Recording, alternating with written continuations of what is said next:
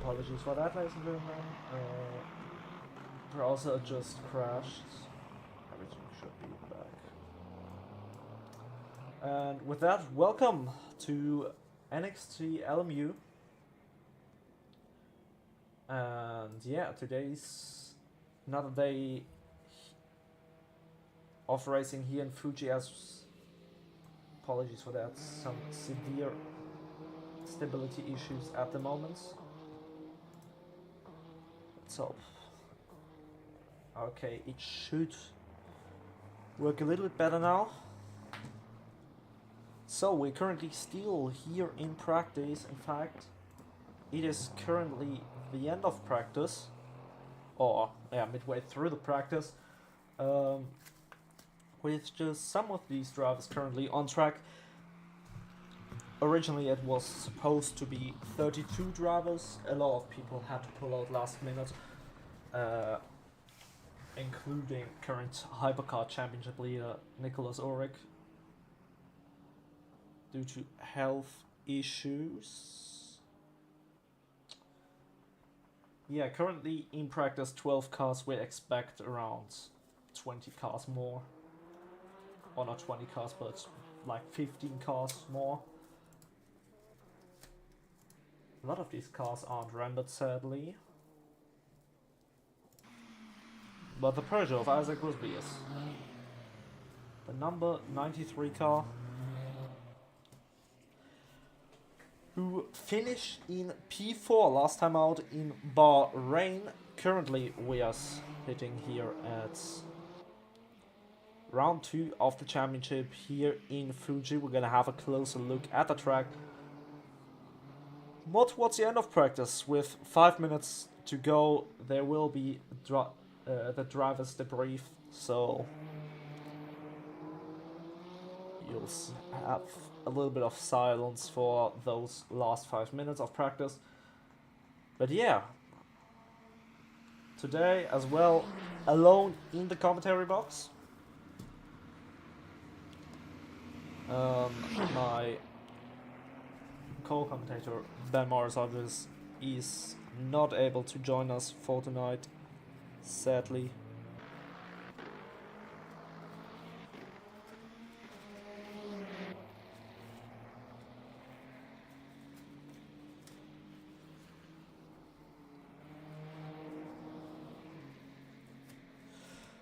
But well, we'll see. Currently still with Isaac Busby, currently second on the Hypercar board, ahead of one of the new guys here, as Busby goes over the curb, and that is a big shunt into a wall due to these wet conditions. Busby not really liking that, and will probably see retirement into the pits. And yeah, it's just a lot of the placeholder cars. Corey, Jason, Arda, Ellen, almost all rendered cars, but I'm afraid the rest... It's not really nice to look at these cars, isn't it? So we'll just look at Umut Gayav instead. Or Umut Korkmaz, my bad. The second Ferrari missing out last time in Bahrain. More and more people are joining up. Originally we were 7 hypercars for the day, but the 2 Toyota cars had to pull out. So once again it's only gonna be 5 cars. But hey, at least it's 4 different manufacturers this time. This corner goes straight. That was probably because he wanted to retire into the pits. Let's have a look at Arda Ilan, the 777 D Station S Martin driver, currently sitting second in LMGT3 with 153.6. It's not a lot of time between him and the car ahead, which would be Thomas Robotham in the second of the Peugeot hypercars. 15 drivers in the lobby at the moment. A few more to come.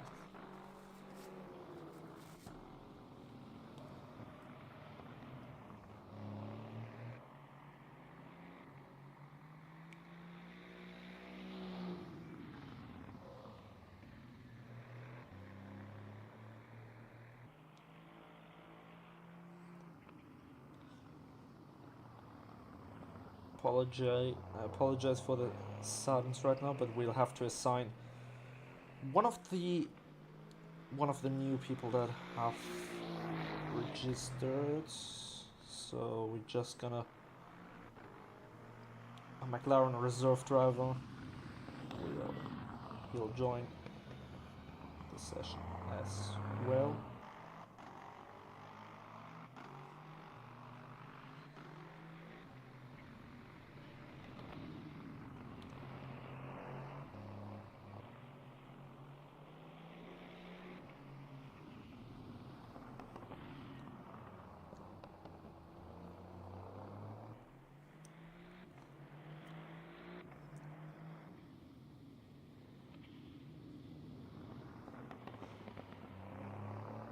So,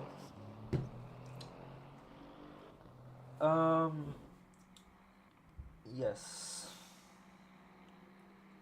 not a lot to add to that. Currently, looking at the leaderboard currently in practice, 18 cars currently in practice. Out front, it's Omar Ali. These weather conditions are not really representative of what we will see in the qualifying. Qualifying will be dry. Race has a 25% chance of rain. Robert Ham goes to P4 ahead of Jasper Kuismanen in the number 9 Prema, winner last time around here, and yeah, one of 3 people that have received a bit of extra weight to compensate for the speed, being the likes of Jasper Kuismanen and Ronald Martinez in the LMP2 class, as well as Corey Jason in LMGT3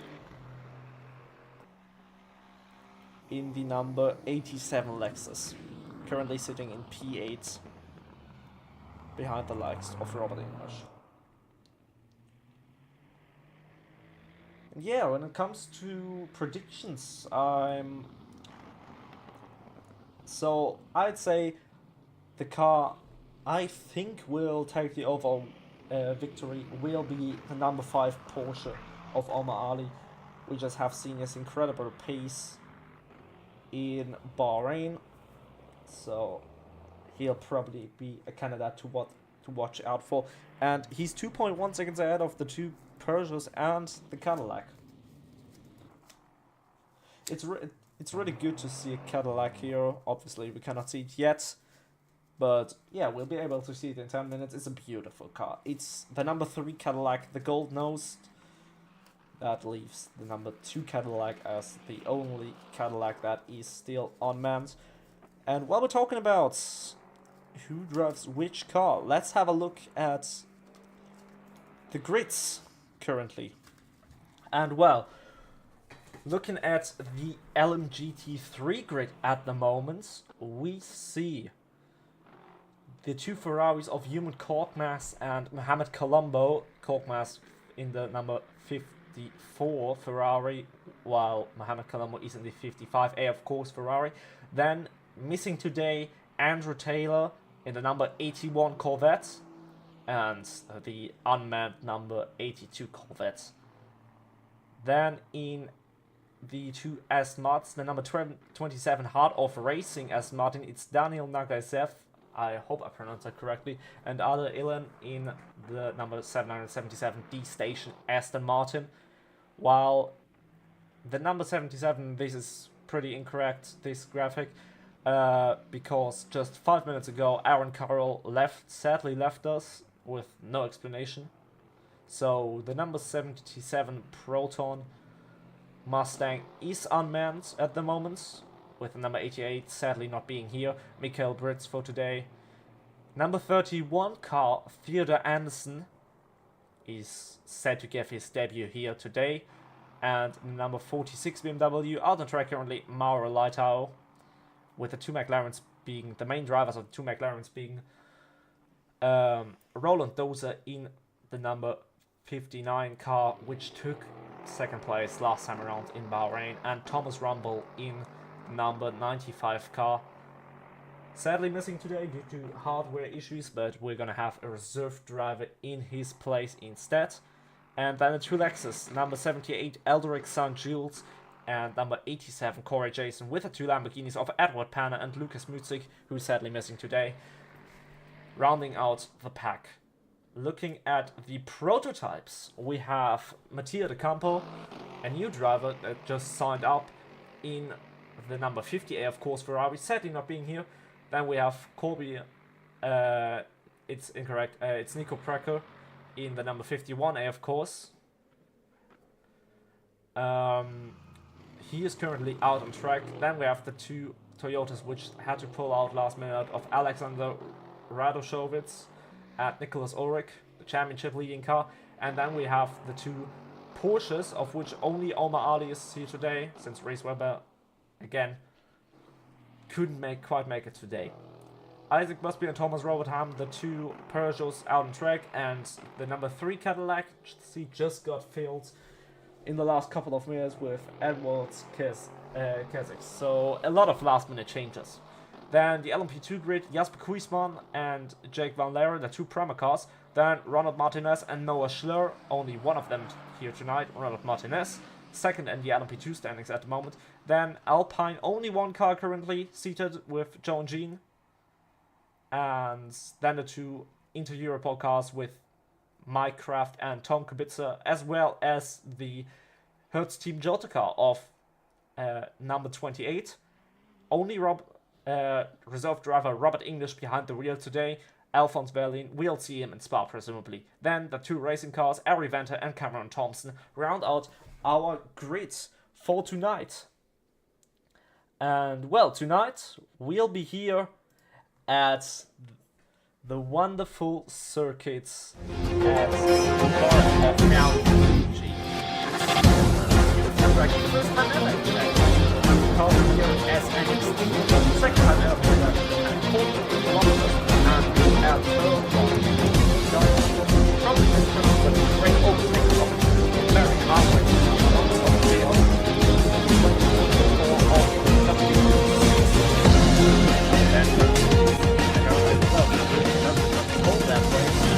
again, it's coming out of the left, finds some and then finishing is running long time so it gets really hard. And we'll go into the I'll go into the driver's debriefed. Julas will be put on mute for that duration, so I'll be right back with you.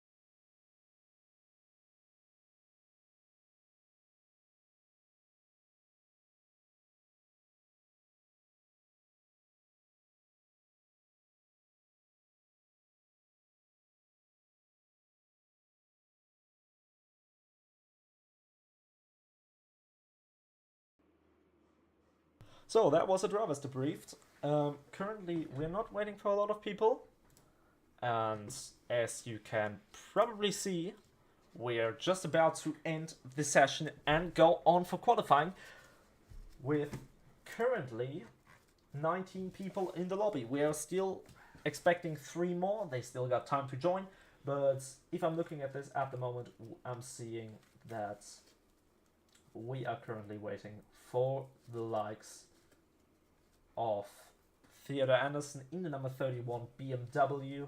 We are currently waiting for Cameron Thompson in the number 47 Cool Racing Car. And we are currently also waiting for Ronald Martinez in the number 22 United Autosports car. And I think there's one more driver. Yeah, that is the number 27 Aston Martin. That is still missing as well. So, practice hereby is over.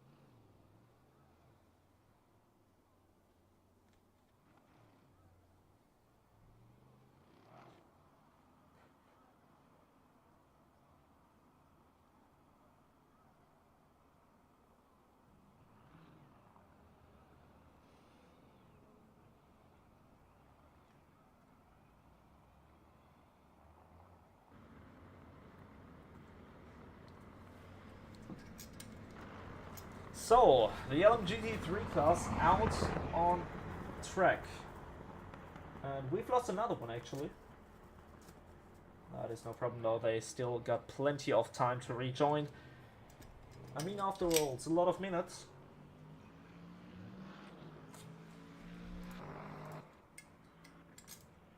And it's actually only 2 cars currently out on track. So let's stick with Corey Jason, winner last time around and current championship leader. He's got some extra rate on that Lexus car.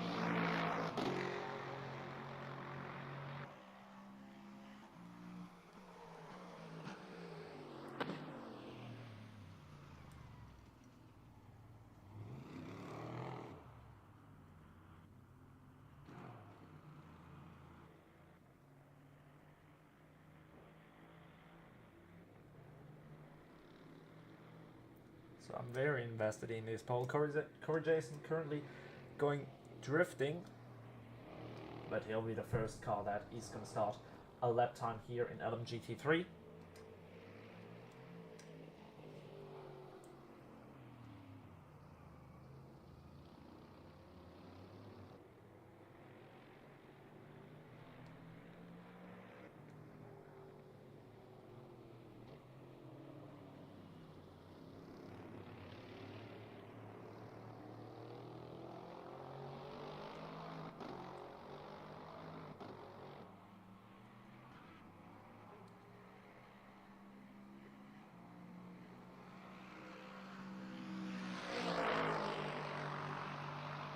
He'll start his flying lap now, coming down towards turn 1. Hard on the brakes here at about 100 meters. Corey Jason gets the car rotated, but not enough. He misses out, and I think that will be the second attempt. He's gonna try. He's gonna give it a second go. other than back into the pits. Same goes for human cork mass. That is Edward Penn in the back, but he is currently not on a flyer. He is still on his outlap.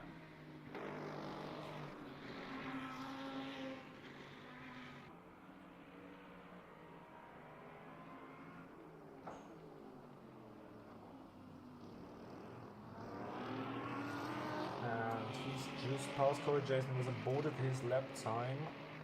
Probably because of the slide he's just had there.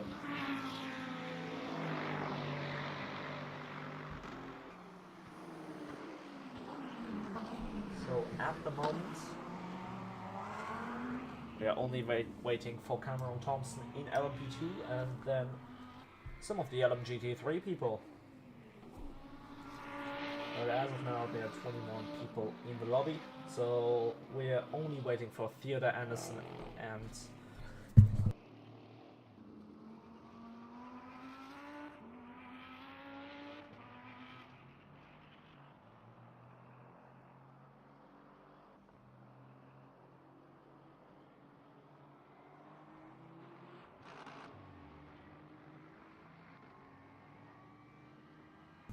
yeah, has Jason now into the pits. Not really. No one's really finding some grip, and it's pretty early in the morning here in session, therefore it's a bit difficult for these runners. Alvarez and Jules below 39.2 in the first sector.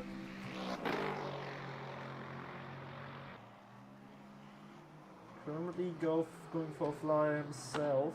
Let's watch him. It's obviously a purple sector.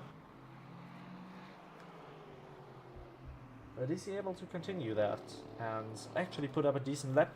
The GT3 laps that are considered pretty decent are around the 42 to 43, maybe 41s in Fuji here. So we'll see as he now comes onto the main straight. It's a long straight, one of the longest we have here on this calendar, only topped by the Mulsanne and the Camel. And foot to the floor, it's a long way for him. It's a 149, just getting those tires up to temperature.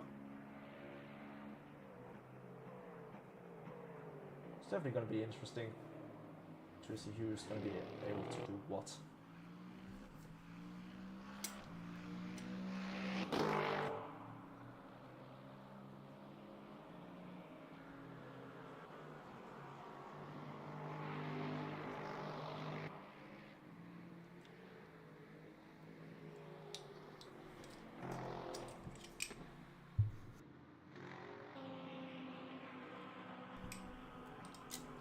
Steam on lap, and he's already up by only 1,000s in the first sector.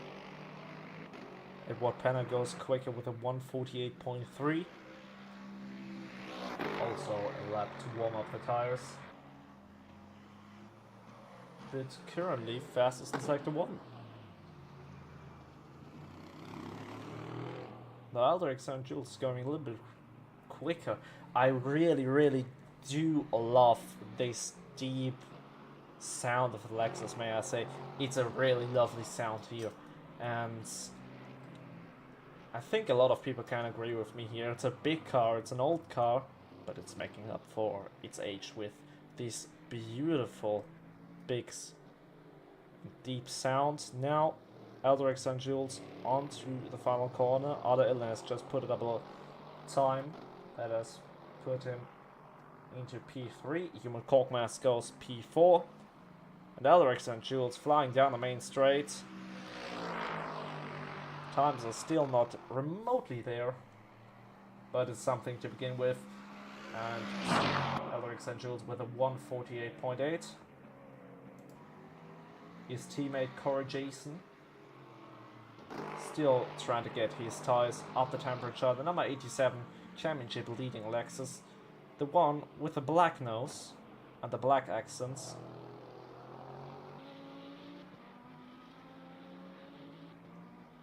will try to do something as Roland Dozer goes P3. Only just barely behind Eldrick St. Jules.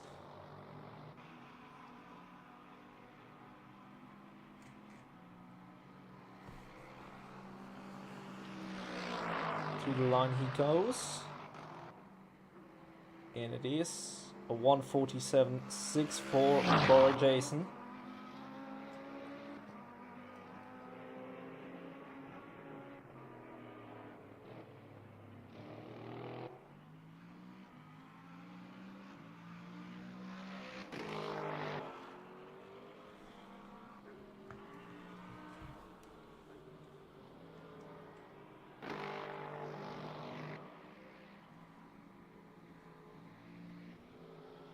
As we will go with... No, we won't go with a previous pole sitter, and we won't go with Mauro Latayo either. These cars are really not anything nice. Let's go with Oda Ilan. The number 777 D Station Aston Martin. P6 last time around in Bahrain. I saw the first race. And an even better qualifying where he qualified on P5, but due to Lucas Mutzig's disconnection error, he got promoted up into P4. So let's see what he's going to be able to do. He is currently chasing the time of 1:47.6 and is half a second down in the first sector, and that is a retirement, or not a retirement, but instead he's going back into the pits. Let's go with Roland Dozer, who's currently going P3 with a 1:48.8. There's a lot of time to be found here, I recall. I have one eye on Mohamed Colombo, and he's pretty equal with Corey Jason at the moment. So the grip is very, very low. Usually around midday there are times like 1:41. But yeah, the grip is so low, people are really struggling. And these will be the conditions we'll have over the next 90 minutes as well.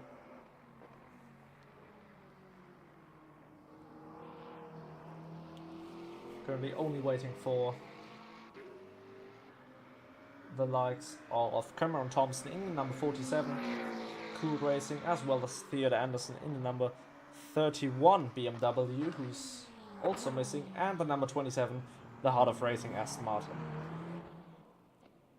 All of them have checked in, but it will be pretty interesting if they can make it in time. It's only 3 minutes left, so if they make it in time, they get a start from the back of the class. But yeah, they still got over half an hour left, so even if you start at the back of the grid, it's still a 90-minute race, and you got lots of ground to make up for. Roland Dozer now to the line, whereas Corey Jason improves to 46.9. Colombo goes third, and Dozer is gonna go all the way. He's gonna stay in P5, but he closes... Oh no, it's P2. The graphic was a little bit delayed there, my bad. But it's P2 on the board. 1.3 seconds off Corey Jason. Yeah, Lexus driver. He has some extra weight, but at the moment he's flying. I'd love to spectate Mohamed Colombo, but, well, that is pretty much the reason why I don't. And whoa, Colombo goes drifting down the main straight. Luckily he doesn't invalidate any car. But yeah, that's probably a pit stop for number 55 Ferrari, or is it? His tires won't be in the best circumstance, but we'll still see him go for another lap. That is a really nice mentality. You can definitely say that. And I think no, my bad. I thought Cameron Thompson has joined us there for a second.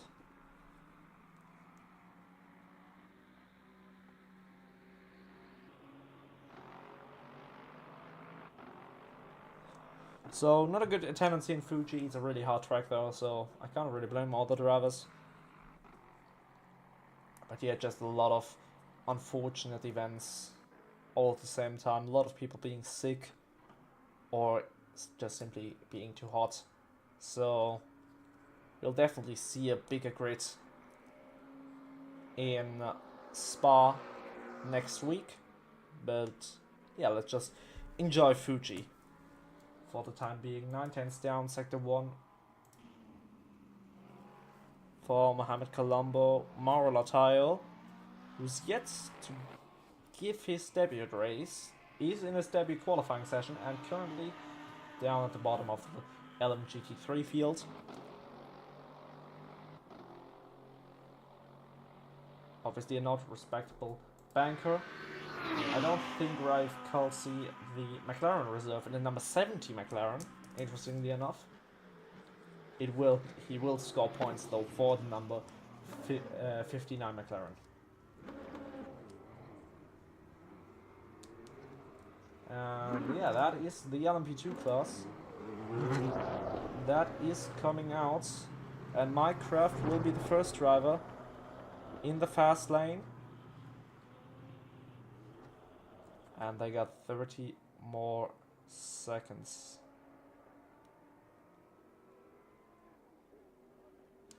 Until they will go out. Corey Jason in the pit lane. Aldrich St. Jules in the pit lane. Lexus 1-2 at the moment. Roland Dozer is down, and I don't think he's got time to get around the track and go for another lap. No, he don't. He won't. Edward Penner, he's also down on his lap. Mohamed Colombo, he's still in sector 1, so Mohamed Colombo needs an absolute great lap here. Ada Illen to the pits, P6 for him. Humud Korkmaz, P7. Mauro Latayo is 1 second down on the pole time at the moment, so it's just 3 people. Roland Dozer to the line he goes. Doesn't improve enough. P3 currently for the McLaren. Edward Penner. Also, he has been faster before, but that last sector probably simply just wasn't it last time around. So Edward Penner to the line he comes. And it'll be a 1:48.4. That is P4, just 700ths of a second. And Mohamed Colombo, it's not looking too good for him either. So it's all looking like a Lexus front row right now.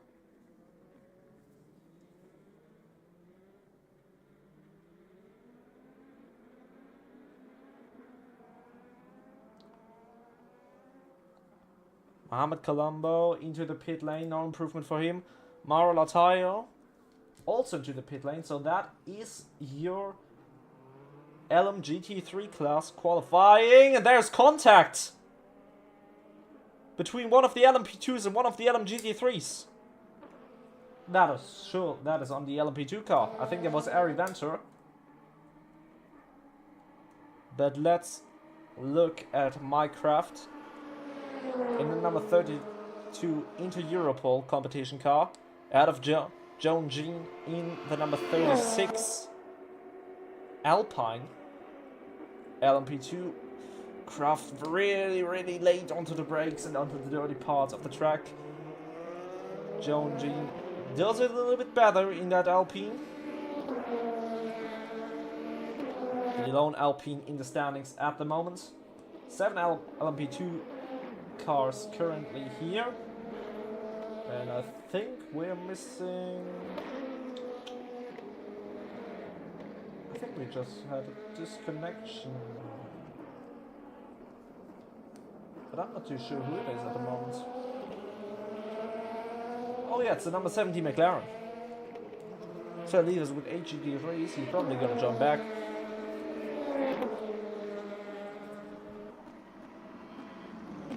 But yeah, that will probably be a penalty for those 4 drivers that have checked in for attendance and didn't turn up. It's a very small grid for today, but, well, only 21 cars. It's kind of the the Formula 1 grid size. But yeah, Minecraft going putting in a decent first sector. Joan Jean 4/10 of Jasper Kuismanen, but Jasper Kuismanen 5/10 of Joan Jean in the second sector. So at the moment, Minecraft is gonna cross the line. That little ride over the dirt didn't help him.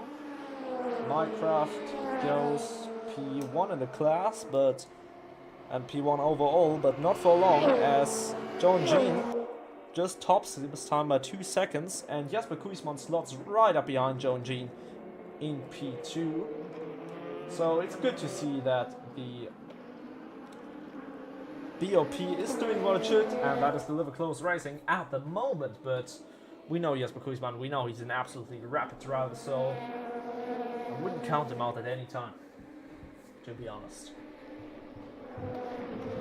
There is actually a disconnection in the LMP2 field, I believe.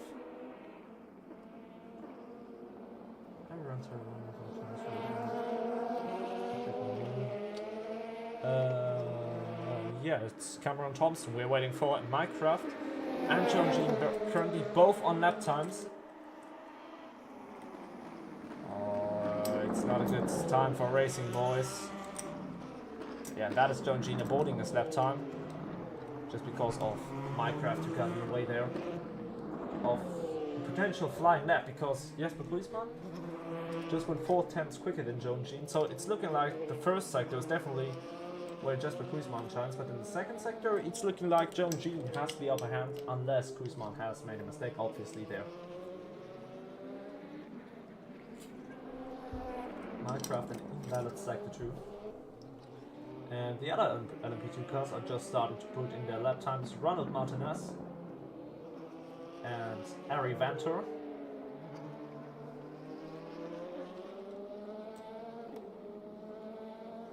The BMW will give it, hopefully, all on track.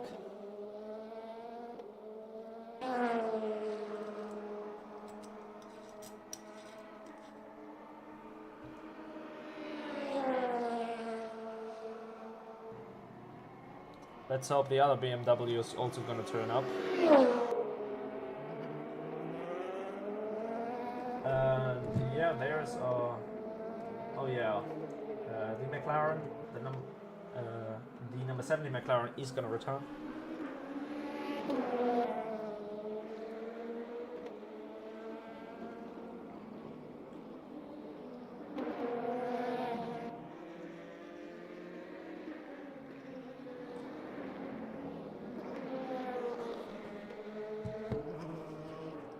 That will mean that we'll have the 59 car. Ari Venter P3 on the board at the moment. Ronald Martinez back into the pit lane. Not a lap for him. Jake Van Der currently last in class. On the lap time here. As we see now, Joan Jean, not a good first sector, and he goes wide into the runoff area. Same goes for Minecraft. Two LMP2s right behind each other. And maybe the craft should, give Jean a little bit more space. Jasper Kuismanen improves, but not a lot to Jean. So Joan Jean and Jasper Kuismanen are really close here, it seems.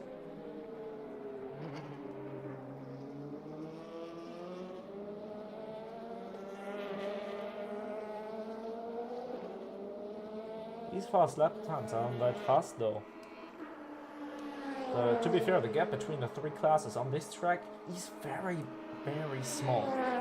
Just because there's that many slow corners and only that long straight where people can really shine and get their time in. Joan Jean deep into turn 1.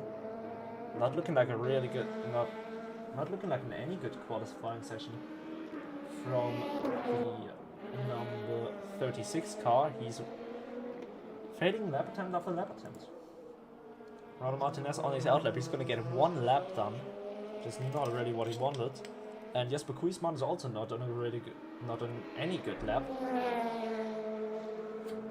This could be an interesting qualifying that we have here ahead of us. With a Selm ever.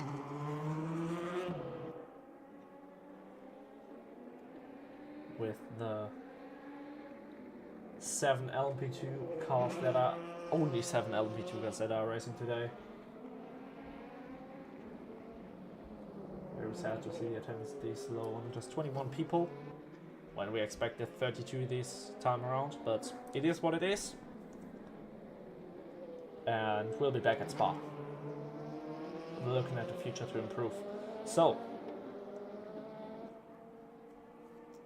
these are the last laps the drivers are allowed to get off. They have the track for 1 minute and 30 to go. So this is going to be Kuismanen's last lap. This is going to be everyone's last lap behind Kuismanen. And that big lock up into turn 1 didn't really help. There's a car, I can't really see what car it is, can't really tell. Robert English has come to has spun around the car in the last sector. He'll get this lap off though. Ronald Martinez.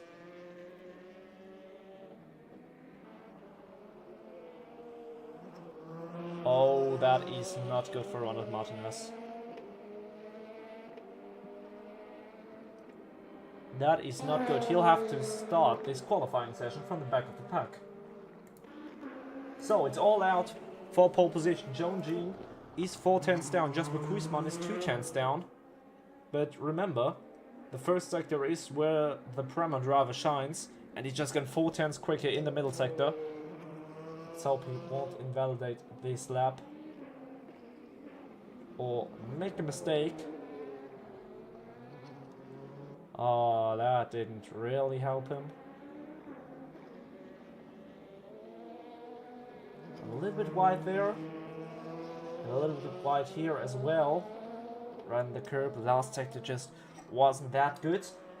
He might have improved. We'll see. Jasper Kuismanen flying to the line. It's going to be a 141... No, yeah, 141.0. Only a 1/10 improvement. Let's look at Joan Jean in the pit lane. So, just Jake Van Laren aborting his lap. Mycraft is not in any position. Robert English, 6 tenths down in the first sector, 5 tenths down in the middle sector.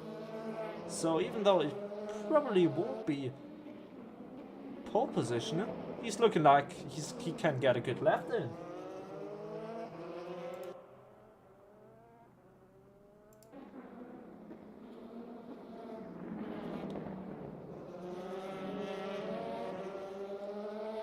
Oh, never mind. My bad, sorry. I just noticed that we have 3 more minutes to go. I apologize for everything I've said. It's not over for pole position. Yes, Max, everyone is an S4 fan. It's not over, not at all. And Robert English has just gone 5th fastest ahead of Mike Kraft.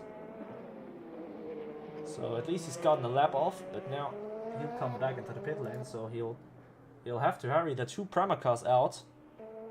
Jack Van Leren ahead of Jasper Kuismanen. Maybe a little toe game here down the main straight. That is something the Alpine boys cannot do, since there's only 1 car. Let's watch Ronald Martinez. Oh, not already a good lap. He's just trying to get used to the track. And the extra rate he's got. And probably the new tires he's got on. So, down towards start and finish he'll go. And what'll be his time? It is gonna be 1:44.5 for Ronald Martinez. It puts him P7. That is, by the way, a United Autosports car right here. Ronald Martinez. Robert English might have gotten a little bit in his way there. A little wiggle on the exit. But he's in fact one of 2 cars that is currently on a quick lap. And Mike Kraft is looking like he's improving. Only 1/10 off in the first sector. And now 3 tenths. Oh, that didn't help. He did go a little bit wide there. But it could be still be enough for a top 3 finish. Oh, not the top 3 finish, but a provisional top 3 finish. He just lost too much there in the last sector. That promotes him at least ahead of Robert English. Now, is that... Oh, big lock up there from Minecraft. That didn't really help the inter-Europol driver.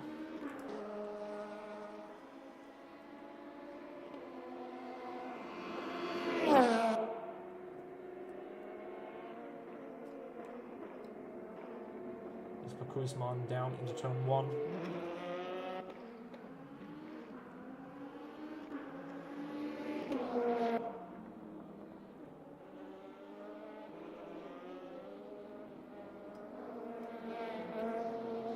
Going now into the long right-hander. Sector 1 hasn't been a good sector for Jasper Kuismanen, so let's see what he'll be able to produce 4/10s quicker. Jean will have to find a lot of time, and that lock-up into turn 1 definitely didn't help him.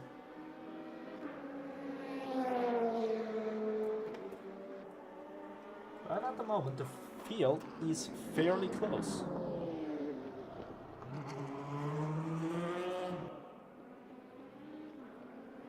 Taking it slow on the apex, very careful there. Kuismanen tries to get a car rotated. It's very easy to lose the rear of the car here or to go wide, just as Kuismanen did. That, again, that last sector probably didn't help him at all.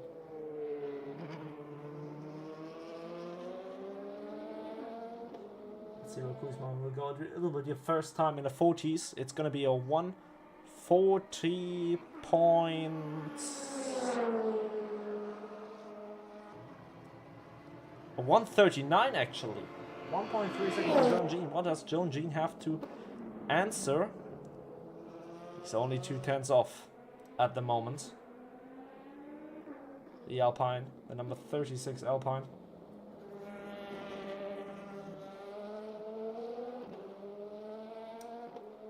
If Kuismanen is too slow or too quick, we can adjust the balance of power. But yeah, we shall see. 6/10s currently quicker. Still got... That was the last lap, in fact, for Jean. Ronald Martinez. Not a good sector, not a good lap. Currently second in the standings. 1:42.7. Robert English in the pits. Then there is Minecraft going wide. Probably invalid that time. Jake Van Leer P3. Personal best result. Yeah, now we're going on to hypercar qualifying. First of the hypercars, Omar Ali. We got P2 in Bahrain. We got 4 manufacturers on track at the moment. Omar Ali in the number 5 Porsche.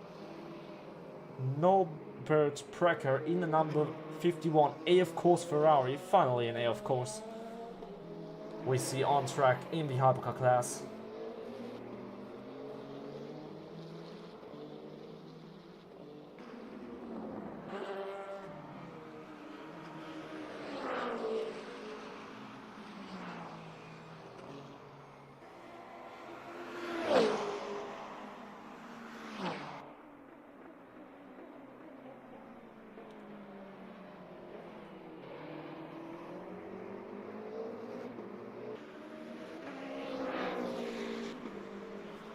And then we got Thomas Robert Ham and Isaac Busby in the number 93 and number 94 Peugeots. And finally, there she is, a Cadillac on track.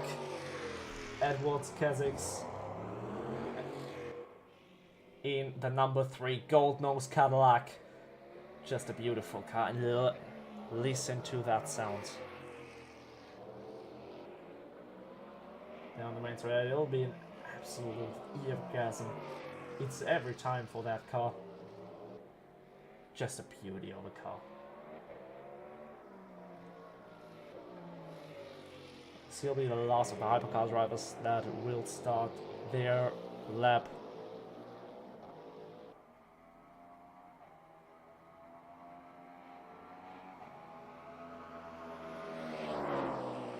Beautiful, beautiful. Let's look at Omar Ali. He's currently already in Sector 3.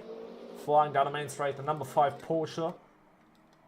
undoubtedly the favorite to win this race. Has gone 2 seconds per sector quicker than Jasper Kuismanen. And will start off the session with a 1:32 banker. That's not halfway bad. Norbert Precker.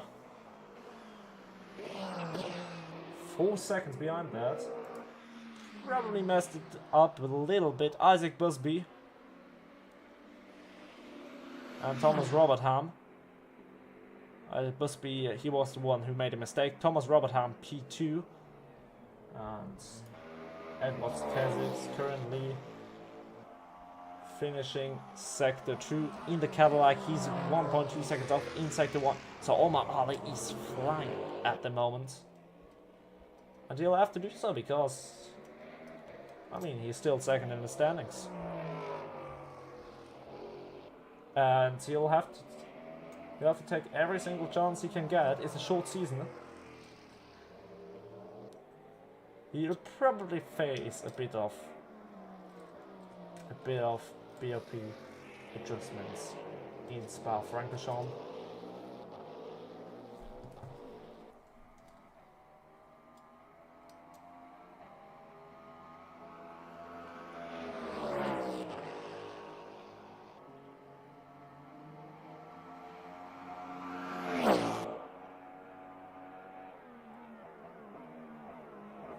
And Edward Kezic goes second overall, but Omar is absolutely flying.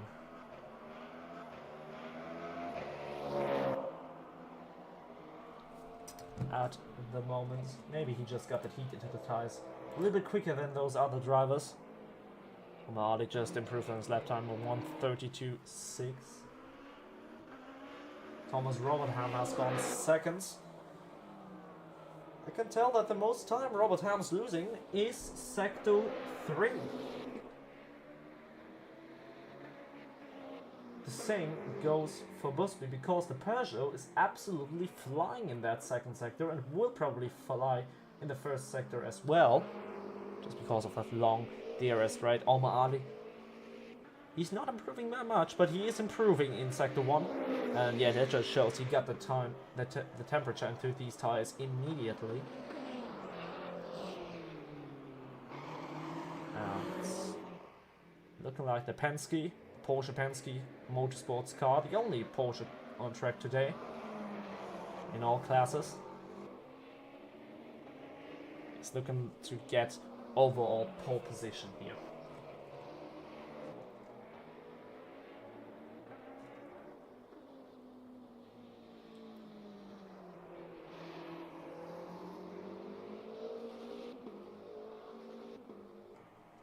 Flying down the main straight, he's a little bit down, so it might not be an improvement for Ali.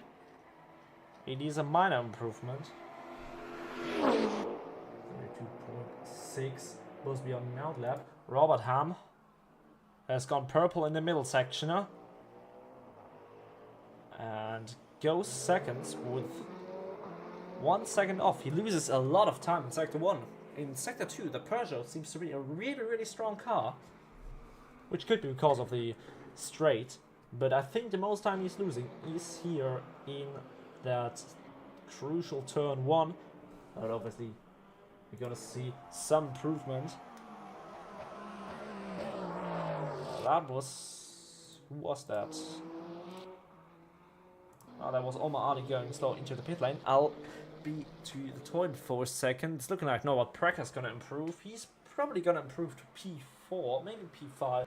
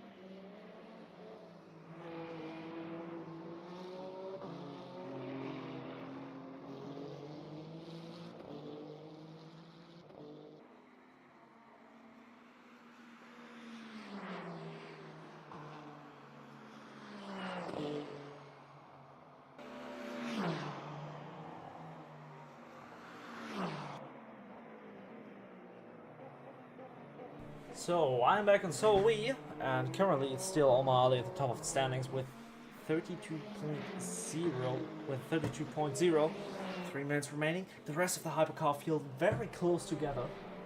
But yeah, at the moment Omar Ali just dominating out in front, and would you look at that, almost 1 second quicker than the rest in Sector 1. So he's making up that time in Sector 1. All of that time, in fact, to Thomas Robertham. Let's see if anyone can.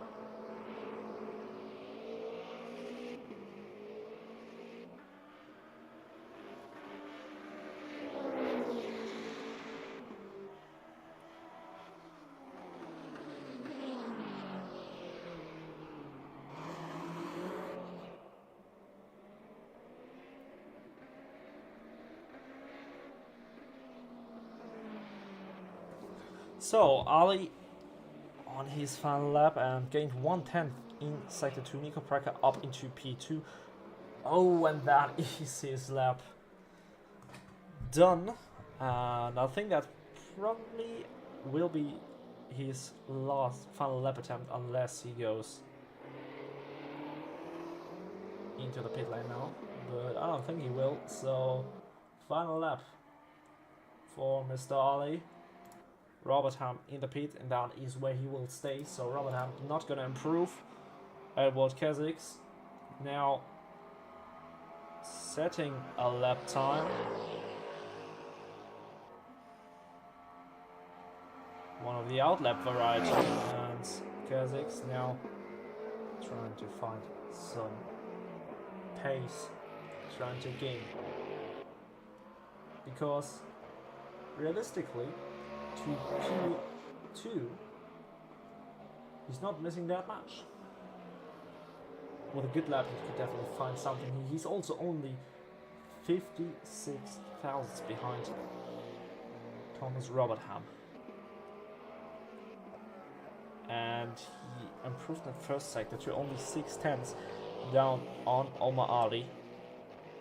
I think Busby has had a really good lap and is only, all of a sudden, only 4/10 behind Ali.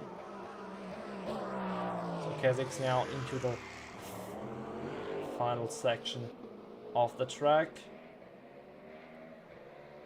And he's gone purple in the middle section. Checkered flag has fallen. So these are the final laps we're gonna get through. Let's see what Kesix can do in that yellow, black and red Cadillac. Even with a bit of blue and grey accent as well. Flying down Main Straight, the V8 roaring as he goes past the pit entry, and it's gonna be 1:32.5 for Kesix. He goes P4 with that. Thomas Robertham in the pits, Omar Ali in the pits, Isaac Busby to the line he goes, and it's gonna be an improvement. 3/10 of pole position for Isaac Busby. Norbert Pracker, I feel it will be an improvement, but not by much. 1:32.3, and that is your grid for tonight. So let's have a look at the starting order for today. On pole position, Omar Ali in number 5 Porsche, Isaac Busby in second place. Row number 3 features Norbert Precker and Kazakhs in the number 3 Cadillac. Thomas Robert Ham in P5 with LMP2 pole going to Jasper Kuismanen in P6. Then Joan G in the second of the Prema cars. Van Leer follow up right in front of Kraft and Ari Venter, as well as Robert English and Ronald Martinez, who completes the LMP2 field. Then double pole for Lexus, Corey Jason, Elderick St. Jules in seconds. Roland Dozer P3, Mohamed Colombo lines up P4 on the grid. P5, Arda Ilan ahead of Humid Korkmaz. And the last 3 slots on the grid go to Mauro Latayo, Cameron Thompson, who's just joined us, and will start at the back.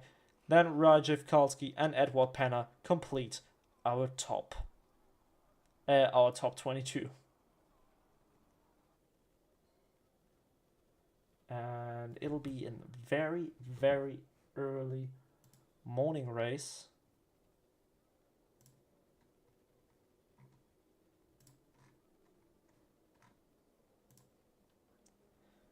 And looking at Omar Ali currently standing. Oh, that's not nice. Let's look at that. Is absolutely not a nice angle. Formation lap has started. And with that, the formation lap has started. Omar Ali in P1 ahead of the Peugeot. Then Nico Precker in P3. Kazakhs in P4 and running up the hypercar field. Thomas Robert Ham in the second of the Peugeots. So it'll be a long straight. The LMP2 field lining up and the GT3s now going through the final corner. It'll be a long straight here in Fuji. Lights are on. Ahead of the drivers. You can see the green lights, don't get confused, they're just Busby's lights. Pit limiter is on. Robert Ham is an awful lot back. So, will it be green? We see the Porsche alongside the Peugeot. P, and as car starting with P, a car starting with P. Ali against Busby on the front row. We are away. And you can see that Ali has gotten a better start there than Busby, and he's caught him a bit off guard. Robert Ham beat at the back there. Cadillac now trying to pull alongside the Ferrari. Coming to turn 1. Ali stays ahead for now. On the inside, Norbert Precker almost picks up Isaac Busby, but the top 5 stay as they are. Jasper Kuismanen goes wide, and that gives Joan Jean the advantage. Joan Jean ahead of Jasper Kuismanen into turn 1. There's still an LMP2 car. Cameron Thompson, he's gotten past all of the GT traffic. Humid Korkmaz. And no, it's Ari Venter. He's still in the Ari Venter, the other of the crew racing cars, still at the back. Let's look at the GT3s. Our panel around the outside of Arda Ilan. Arda Ilan trying to fight back. There's on the inside. There's Ravi Kulzi in the number 59 McLaren. He's going a little bit wide, struggling for grip. But at the moment, Omar Ali leads Isaac Busby and Norbert Precker, who's got Edward Kazakhs right behind in the Cadillac. And Thomas Robert Ham is still here as well. Still in that fight.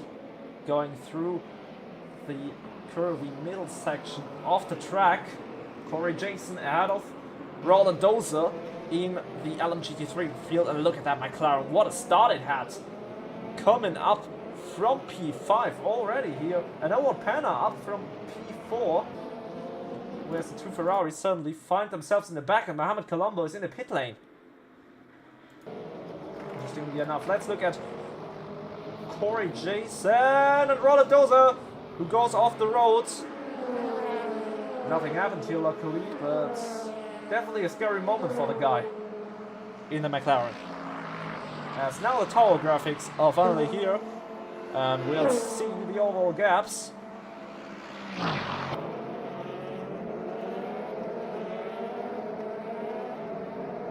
Which still have Omar Ali up in front, out of Isaac Busby, then Norbert Precker, Edward Kazakhs, and then Robert Ham in last. He hasn't had a great first second there, Robert Ham, has he? Looking at the LMP2 fight, it's still Kuismanen against Jean. And Ronald Martinez already up into P3. So a really chaotic start here, but I don't think anyone got picked up other than Ari Venter, who's still fighting his way from the back. No idea what happened to Mohamed Colombo there. We'll definitely have a look at that later on. So let's see. I just wonder why it's a late night. It's not a late night race, it's actually very early in the morning. You can see the sun going up and he's... Oh, Ari Venter! Don't die. Oh, not the best of rejoins. It's not the ideal road you take there. And now it's Jasper Kuismanen against Joan Jean. Down the main straight they go. Alpine against Prema. Kuismanen will have the inside line, but Jean's got the better run out of the corner. And Jasper Kuismanen tucks back in behind. Ronald Martinez watching from afar. Kuismanen on the inside there. Late on the brakes. Joan Jean around the outside. Kuismanen can't get the power down quickly enough, but Jean goes a little bit wide there. And Kuismanen down the inside of Joan Jean. Joan Jean is definitely going to have a thought about coming back at him. Remember, Kuismanen is not that quick in the middle section of the track, whereas Joan Jean shines in that section. But Kuismanen seems to slightly pull away from the Alpine. We should definitely keep an eye out on this battle. Whereas at the front, Ali has just pulled away from Busby. And we have a yellow flag. Yellow flags being waved. Mohamed Colombo back on the track. Jake van der lapping him. So Colombo, one lap down. He had major repairs it seems, and he's now come back out onto the racetrack. So he has not retired yet. Minecraft and Ari Venter have simply come together because both of them are out of the race. So it leaves us with only 6 of the LMP2 class still running. And Jasper Kuismanen still leading Joan Jean, where he took the lead off him on the last lap. Weaving to the right, weaving to the left. He's allowed to do so, but not for any longer. Late on the brakes there, Jasper Kuismanen. Now Joan Jean still only 7 tenths behind, and Ronald Martinez isn't too far behind either. Well, quickest on that last lap was definitely Ronald Martinez, who gained 3 tenths on Jasper Kuismanen. So Ronald and Jasper looking like the dominant forces here once again. But it's still a very, very long race, so don't count anyone out yet. As we see Robert Ham, who's caught up to the Cadillac of Avos Kazakhs.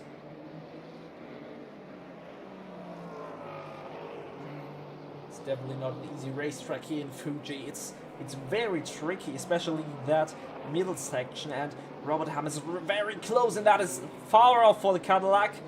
And that is not where he wants. Robert Ham puts the car on the outside. He's going for the longer run down the straight, and now this is where the Peugeot shines. This is what the Peugeot needs. Long straights.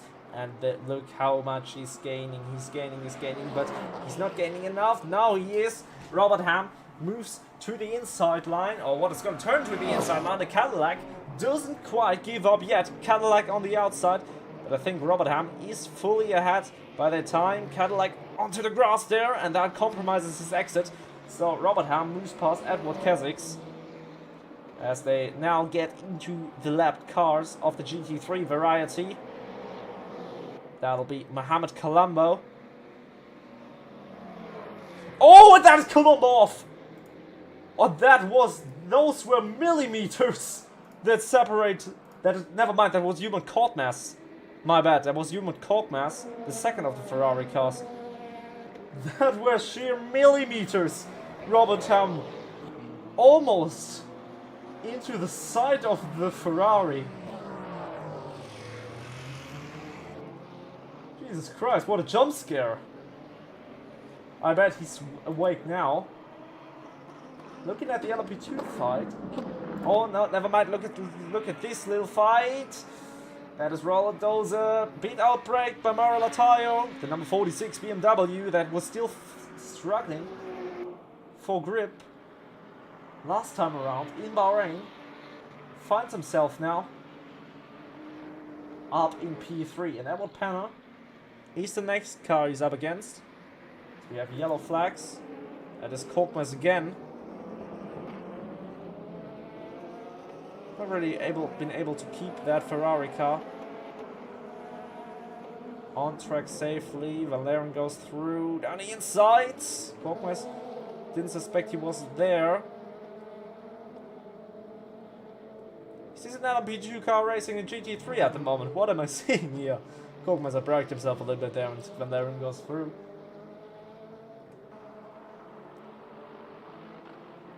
Korkmaz still going though.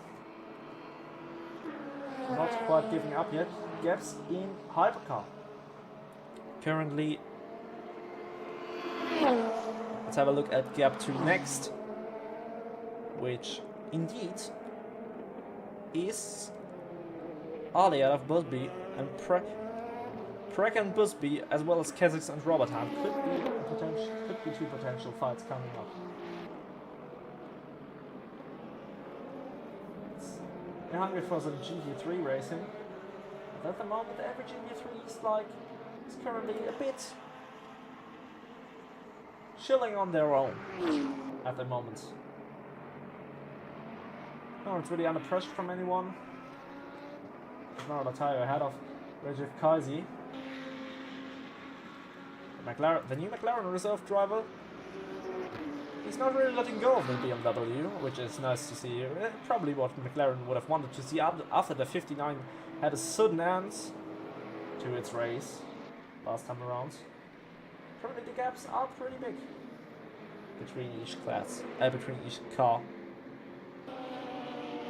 We've got only 20 cars left on the track. I see leaving room for the approaching race leader Omar Ali. And it's definitely getting brighter and brighter outside as Ali now goes past the BMW. Oh, was that contact? It hurt. It sounded like contact, but I don't see any of the cars being damaged. But a bit of contact always belongs to multi-class racing.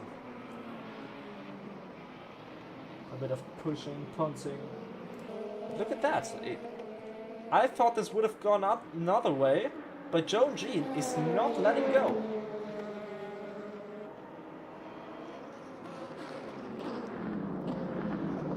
We see a lot of people struggling for grip. We're having a lot of yellows here.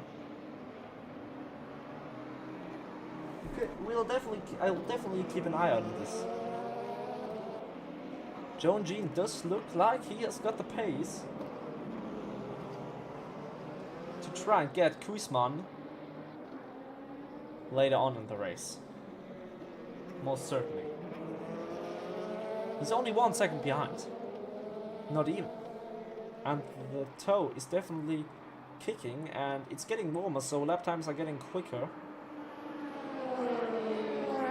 And yeah, we obviously gotta keep in mind that Jasper Kuismanen has some balance of performance, some BOP changes. He's carrying a bit of weight, so that's why he's not on a way. But Joan Jean, he doesn't look like the others. He's still in a fairly comfortable position.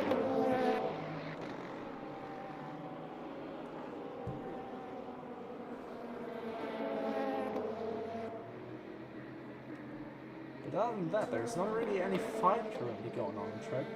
Alderic St. Jules will be at the back of Roland Dozer likely in a couple of laps. But these two are very close together now. And Joan Jean flashing lights, letting Jasper Kuismanen know he's there. And there's some traffic approaching for these LMP2 race cars. Jasper Kuismanen a little bit wide, Jean put in the pressure. Jean down the inside. He goes on Jasper Kuismanen. Kuismanen sees it coming, gives him the room on the switchback here. Now Jean is going to have the inside line. Jasper Kuismanen now on the inside. Jean's giving in that room he needs. And Jasper Kuismanen, what a nice defensive move from him, but it's not over yet. Don't even think about it. Jean now on the inside, ahead of Jasper Kuismanen. Kuismanen's going to have to run. And there are the LMGT3 cars that are approaching. And they're going to get Aldrich St. Jules, who's on his way to reach the rear of Roland Doze in that McLaren. We see two LMP2 cars going at it. They're going to reach the LMP3 by the time they hit the corner. Jean on the inside, flashing lights. Jasper Kuismanen late on the brakes. Does have a little room to go. 3 right into turn 1.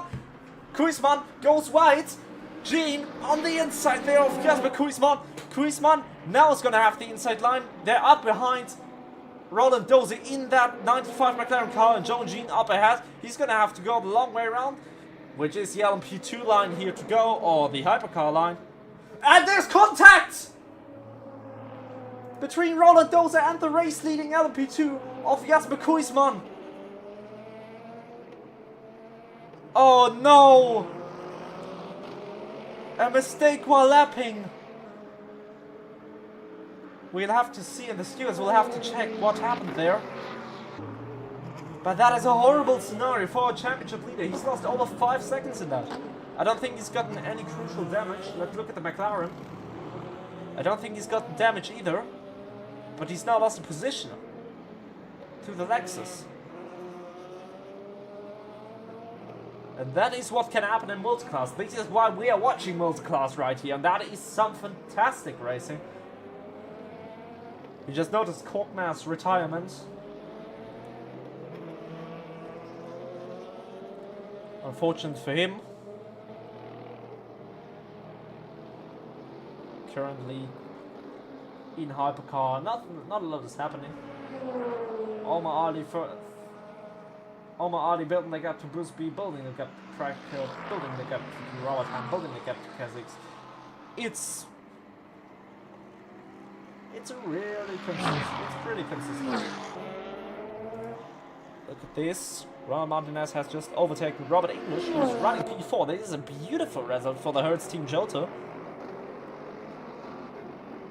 Fairly nice for Robert English this far, but he's 15 minutes in. That means we got a lot more racing up ahead. And Aldrich St. Jules has pulled away from Robert Doze. The next car in line is going to be Arda Illen, who's currently 15 seconds behind the McLaren up ahead. And there you can see the race-leading Alpine approaching. Jasper Kuismanen is definitely closing that gap. It looks like the quicker driver at the moment in this stage. The difference is not big, not at all. On that last lap, they were basically equal. And to be fair, Ronald Martinez is also only 13 seconds behind Kuismanen, and he's also got Robert English 1 second behind. Who's struggling a bit for grip at the moment, lapping the McLaren. That is one of the problems you have with a small GT3 grid, or with a small car grid in general. We got 19 cars on track remaining, and it's a bit dead right now because not a lot of cars are fighting for position at the moment. Especially the hypercar class. The gaps are fairly even, and the race will probably go to the end like this.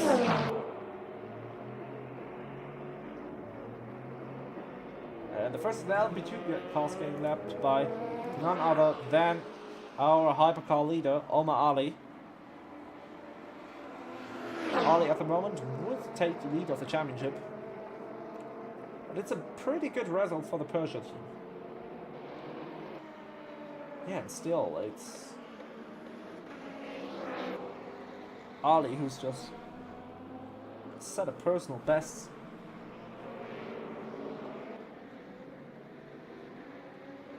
We might not have a big grid today, but it's definitely an exciting race. And Looking at the personal best lap times, the fastest lap in hypercar has been set by Omar Ali, a 1:29.0. In LMP2, it's so close between Jasper Kuismanen and John G. Jasper Kuismanen is currently the quickest car in LMP2 with 1:33.7.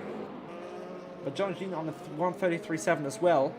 At the moment, at this stage, I think Jasper Kuismanen might have managed his tyres a little bit better.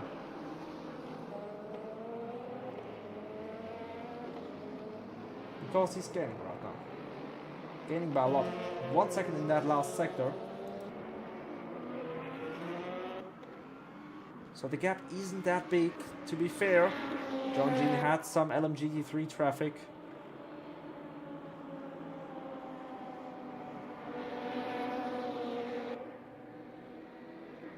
Edward Penner, flashing lights on his own, signaling he can pass.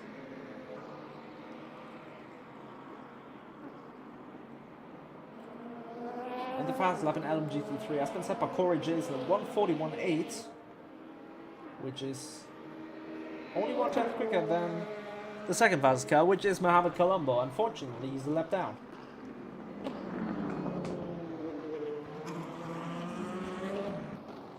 And we got a little fight on our hands. The McLaren reserve driver has caught up to Mario Latayo. And Latayo's gone a little bit deep there, the McLaren on the inside. Trying to go for a switchback move here. 46 staying up in front of number 59 car.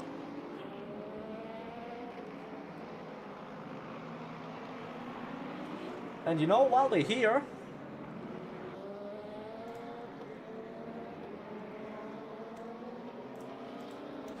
let's go on board with the McLaren up behind the BMW. Oh, it's a pit stop for Mario Latayo, or is it?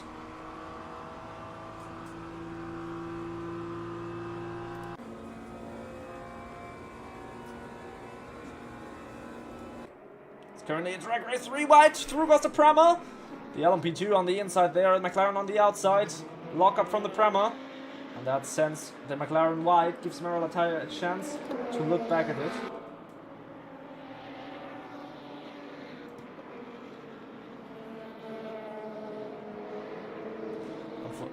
Apologize for that. Never mind. Apologies once again. I thought something was off here for a second. Jasper Kuismanen has lost another 12 seconds to Joan Jean in that, while lapping Cass. Oh, not bad. Still gotta get used to all of this, all of these tools. I'm only used to Formula 1.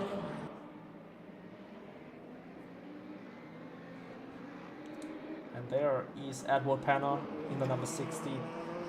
Iron Lynx Lamborghini, also a really lovely car, and Edward Penner, that is how you let LMP2 pass.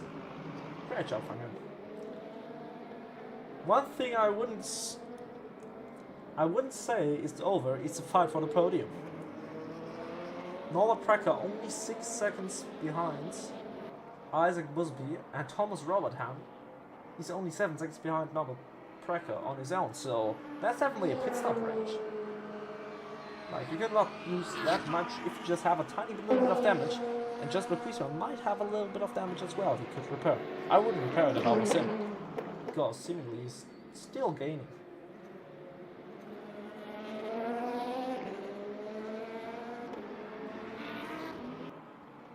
There's no point for the fastest lap, by the way, in NXT. But that's, dare I say, Kelsey, I didn't think the new McLaren driver would be this good at the moment. Running P3, granting McLaren another podium, and they're still in a fairly good position from the constructors with their other car, Roland Dozer sadly being almost a lap down.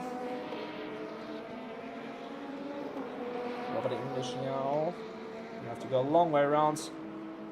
LMP2 car is not going to be his fight.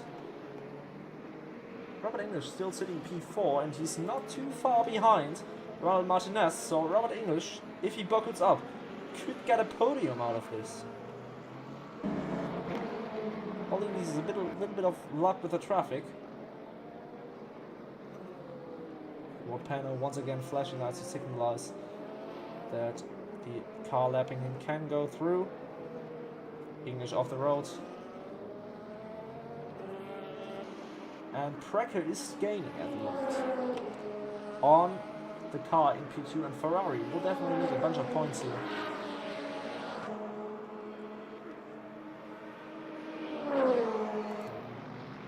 Jasper Kuismanen will be the next car that gets lapped. Ali right behind the Prema.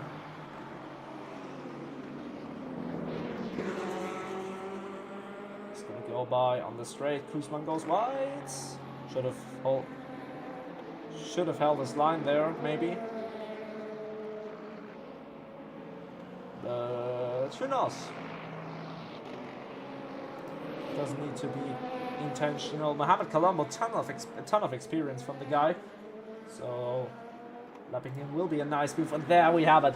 There is our fight for P2 at Warpana against the McLaren of Raja Kulzi. The rookie against the guy who just barely missed out on the podium last time around. But here comes a hypercar. The Ferrari on the inside, number 51. Oh my days, that was a close one. A very, very close one. Kulzi now out behind the Lamborghini of Penna.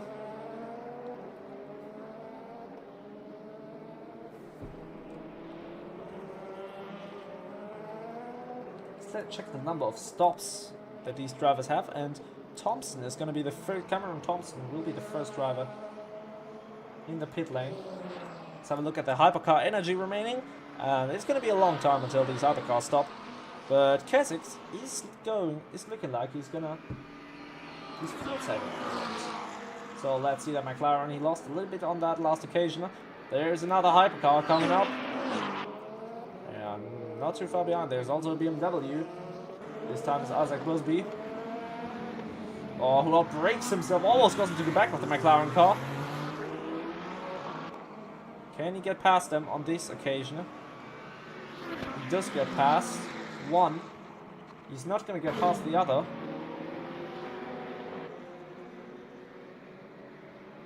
So Edward Penner is going to move out of the way, and we have on track a GT3 ahead of an LMP2.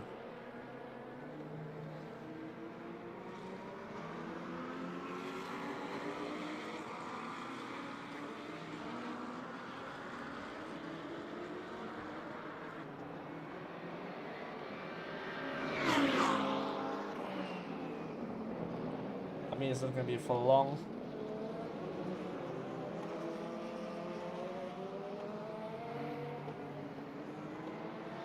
Some of the silver drivers are struggling in the LMP2 cars.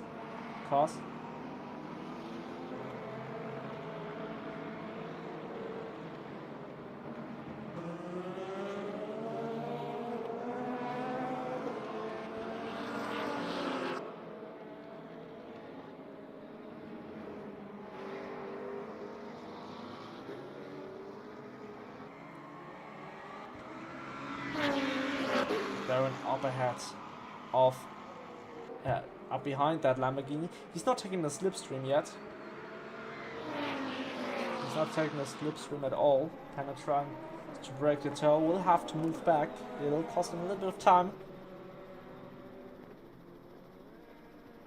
Got this beautiful helicopter shot.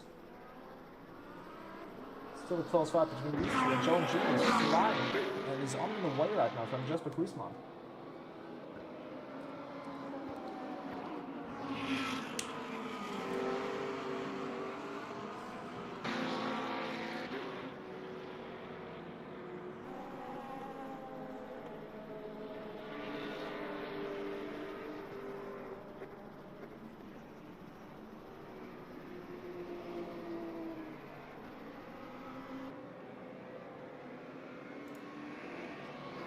And still hunting that Lamborghini, and at the moment they're fairly equal. Only 1 to 2 tenths a lap is the difference between the two of them. I think the McLaren is definitely gaining in this section. It's definitely the strong point of the McLaren car. Oh, and we have a DNF 2 laps ago. That was Kesnick's last in hypercar. Oh, having a look at it is the McLaren.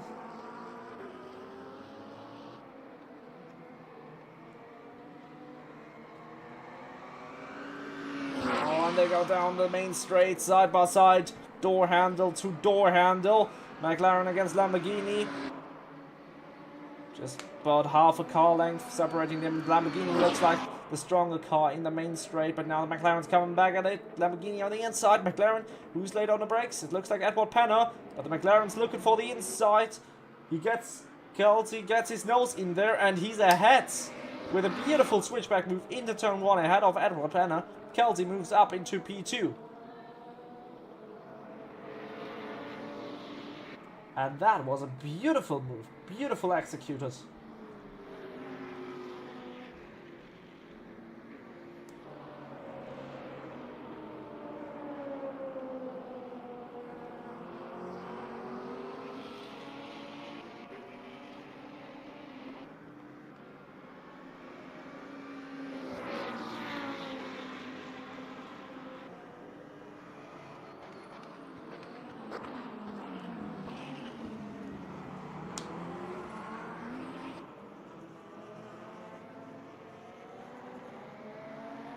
There is the BMW behind of Mario Lataillon. He's not too far gone, and there goes Kelsey almost into the barrier. Somehow keeps his nose out of the barrier, but now he has to fight to try and get back ahead of his rival. At the moment, the Robert Ham is a good margin behind Cracker.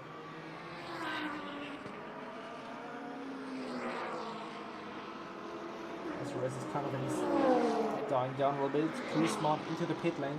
Second in LMP2 originally.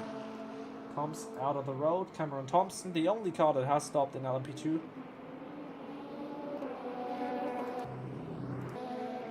Is still in Sector 2.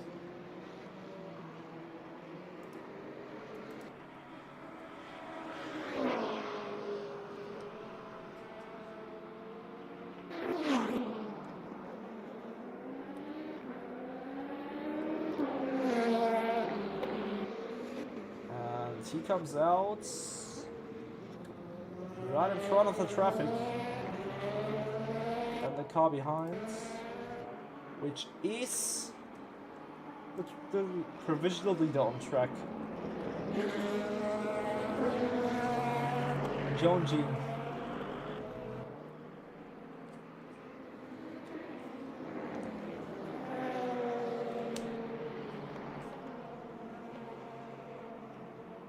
But don't forget, John Jeans is yet to pit. And Jasper Kuismanen is obviously going to have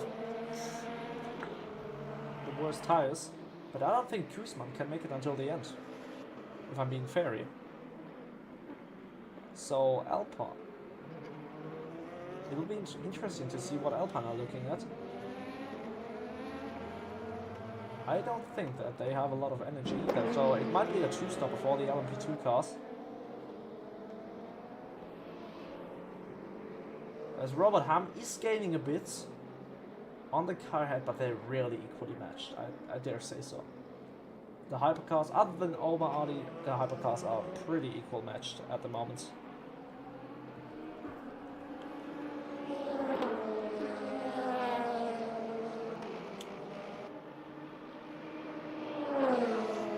Oh, and I've just received the news that we might see a bit of rain approaching.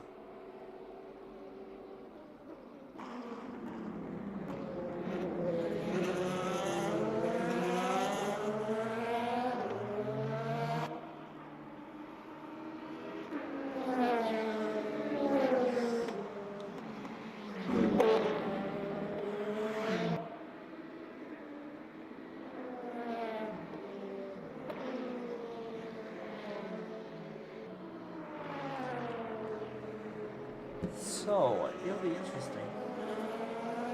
And so that go, Jets. Martinez currently P2.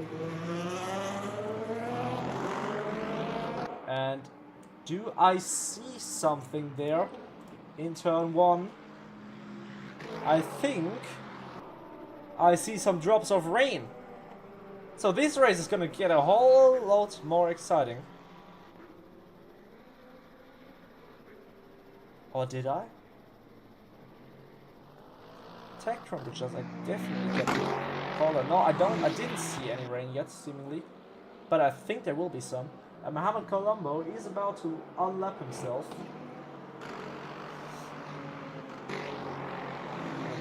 Currently, he is going roughly the same pace as Corey Jason. Jason is the quicker of the two. I swear I saw some rain. I'll be right back and leave and shut up to leave you to let you enjoy this beautiful, beautiful Lexus engine for a second.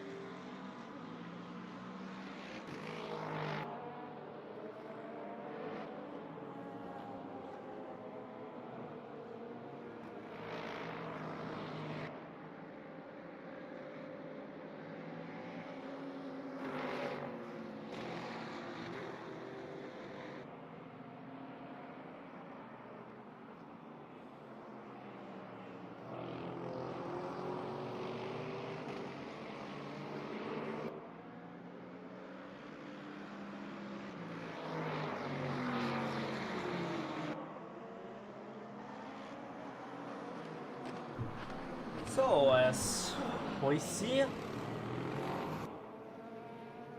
this little battle here. Oh, it's not really a battle, it's more like a battle of lap cars. Mohamed Colombo is one lap down on the car ahead, don't confuse him. It's a car that's ahead of him as well, but he's one lap down. So he is to unlap himself, he is allowed.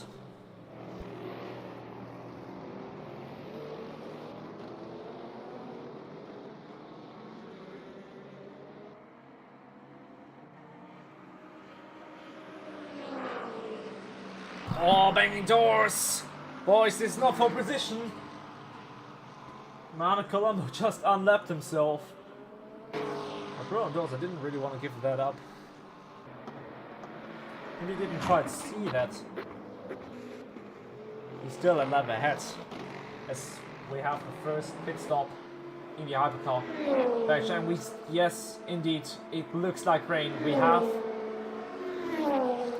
windscreen wipers on at Ferrari, at Peugeot, and at Porsche. Oh, Ilanov almost picks up Martinez there. But because the stops are happening this early, the LMP2 cars are gonna jump the hypercars.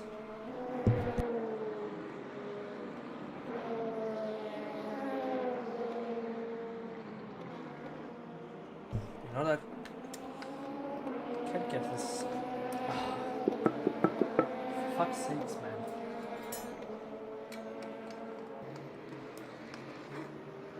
Struggling with a Mayo. Yes, I apologize for eating, but I haven't done it all day.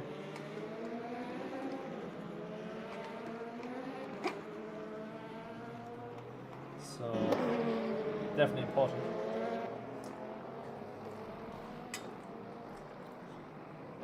I'll just do it this way. So, at the moment, that's still Joe and Jean out behind. Jasper Kuismanen. No, it's his teammate actually. Jack van Leyen. Jasper Kuismanen is far up ahead. He's got fresher tires and Jean into. No, not into the pit lane. It looked like it for a second. But Jasper Kuismanen is definitely going to have to do a 2-stopper here.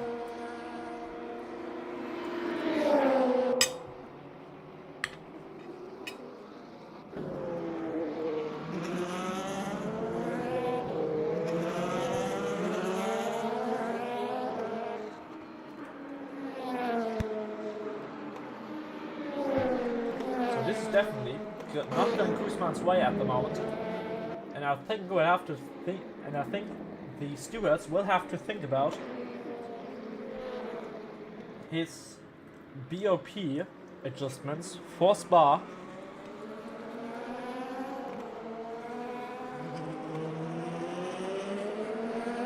Maybe lower than a bit.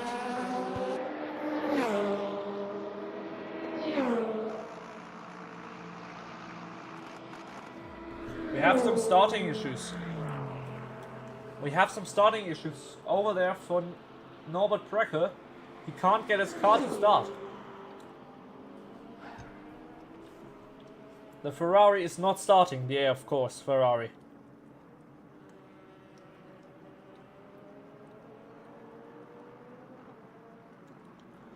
Oh, and I just got the issue.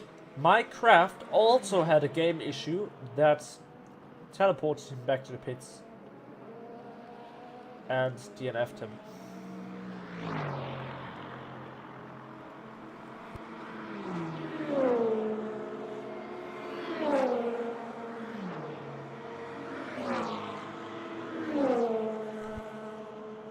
That's unfortunate, but it's also unfortunate for the Ferrari because he was on the podium. And now he's falling behind the LMGT3 class.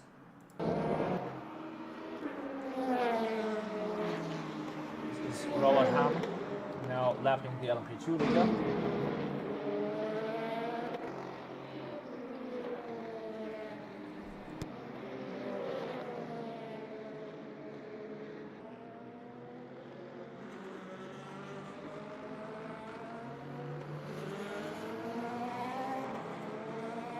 Jean and Colombo getting close and personal up there.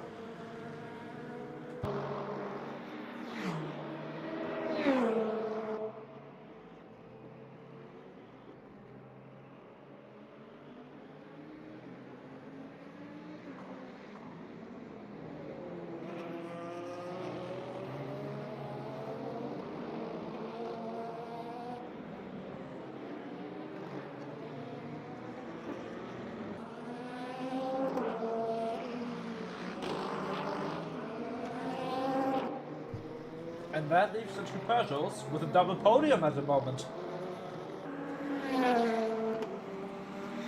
And if they keep this up until the end, they'll finish ahead. There will be a second in the standings. Robert Ham drifting into the pits. What a move from him.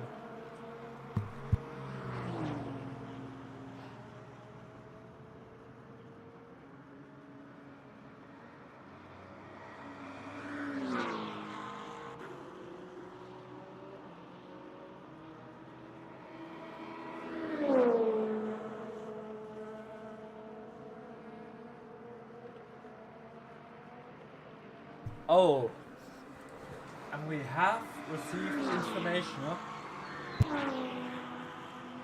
on why car number 31, Theodore Anderson, didn't manage to turn up. It was because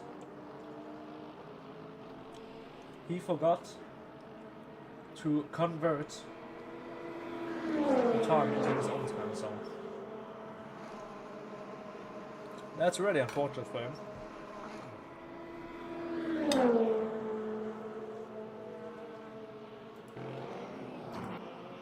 Eldering St. Jules into the pit lane. That was the race for the Lexus. And yeah, we have the first raindrops approaching.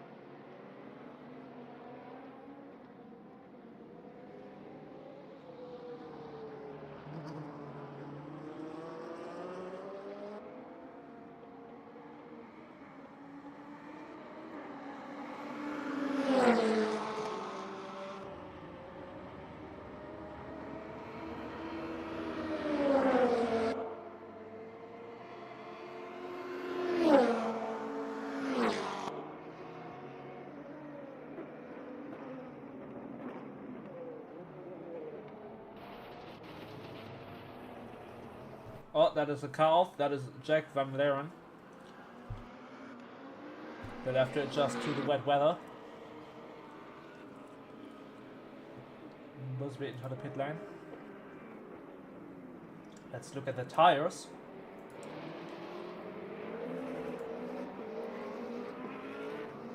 And the two Peugeots on the wet set of tires.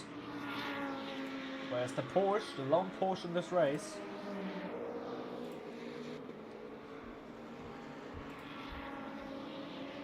is still without those.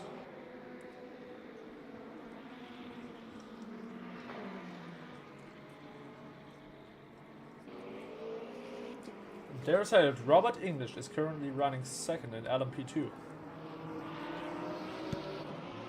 Whereas Edward Penner is leading for the first time ever here in NXT. In fact, I think this is the first time ever another car, a car other than Corey Jason, is leading a race.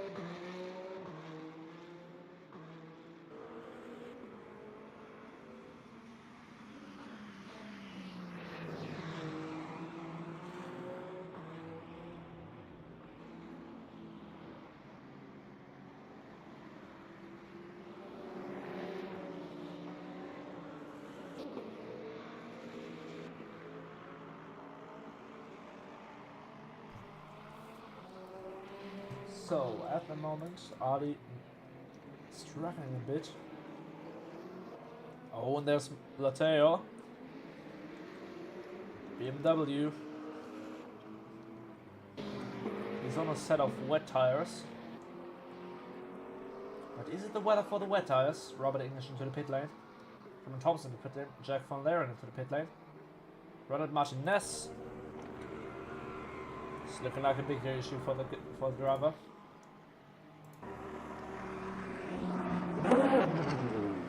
He hasn't retired yet, but he's still in the pit lane.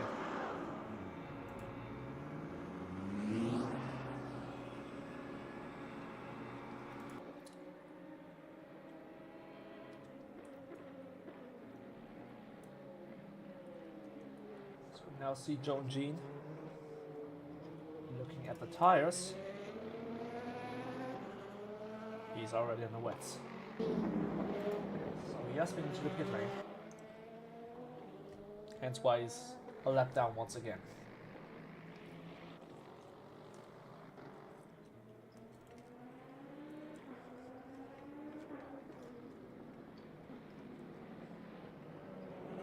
We are halfway through this race.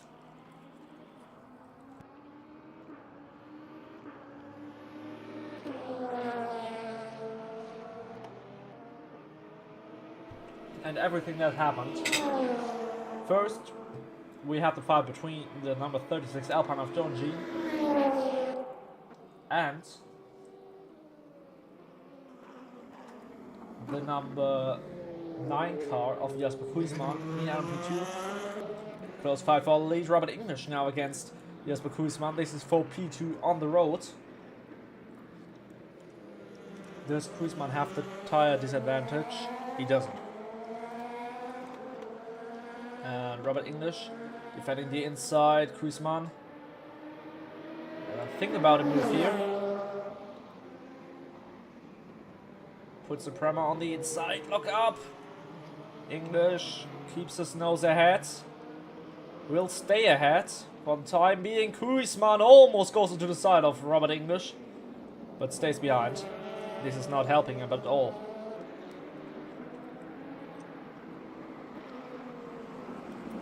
Robert English, what a run he's having. He's currently P2 for the Hertz Team Jota.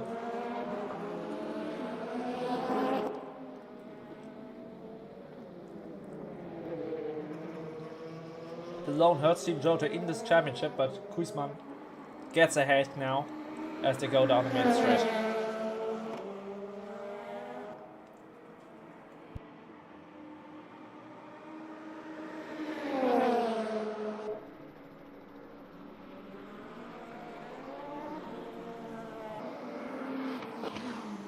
And I think we're seeing Colombo.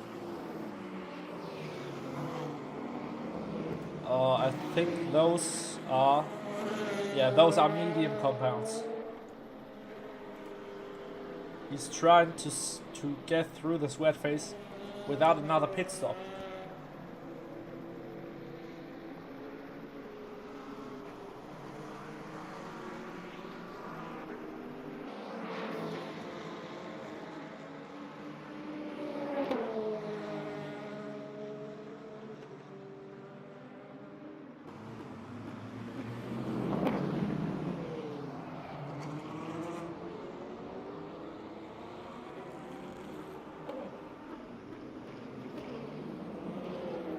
Colombo goes straight. I think it might be time for him to come to the pits for another set of wets.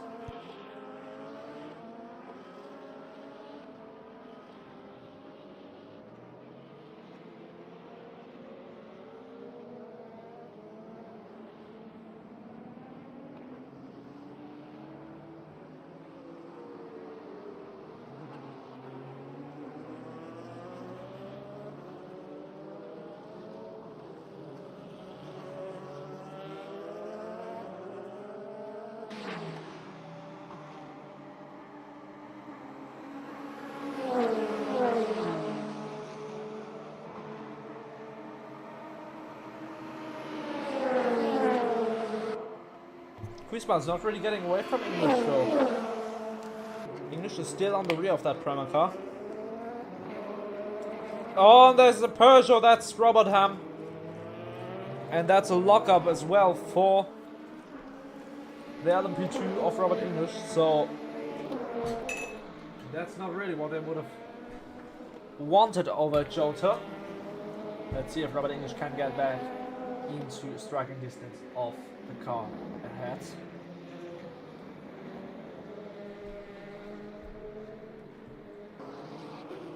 2.2 seconds is the gap at the moment.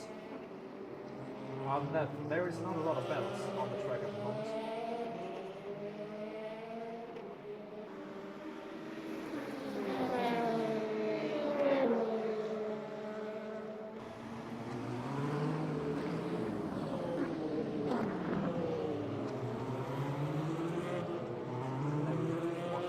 Drive their own race.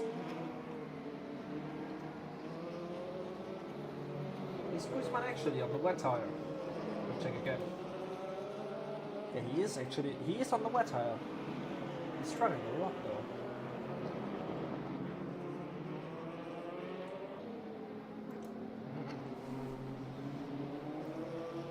A roller coaster of emotions here in Fuji. But if Peugeot keep their... If the Peugeot drivers won't retire for the next 30 minutes, I mean, I wouldn't blame them because it's pretty boring, but they would miss out on the podium. And Peugeot has a realistic chance at winning the Constructors this season. Oh, and that's Robert Ham again! Out in turn 1. Trying to keep going again. It's not really the Peugeot's time, it seems.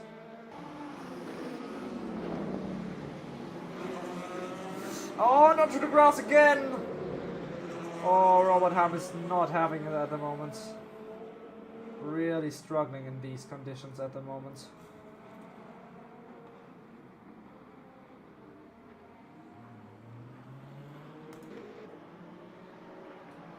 Now look at Robert English. He's still 2.8 seconds behind Kuismanen.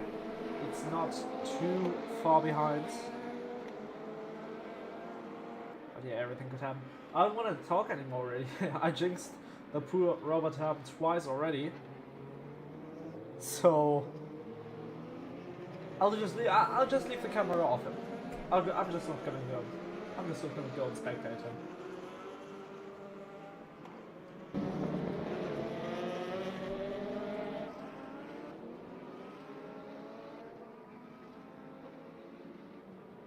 Here's number 5 McLaren, number 95 McLaren of Roland Dozer.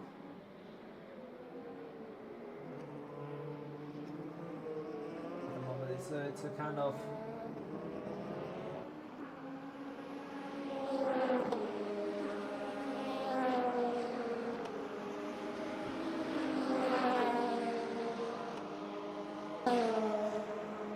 this little LMP2 level, there's not a lot of quality at the moment.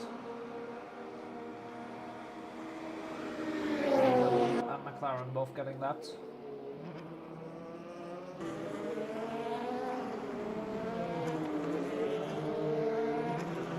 Just driving to the end, boys. It's really difficult conditions at the moment for these drivers. A lot of them haven't practiced yet.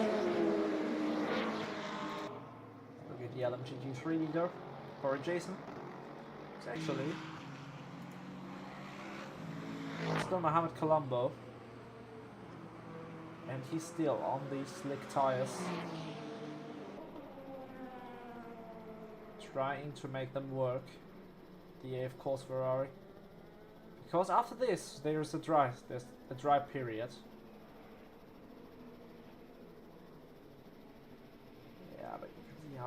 How he's crawling around the corners, trying to minimize the loss, but at the moment it'll definitely help him get promoted up to P3.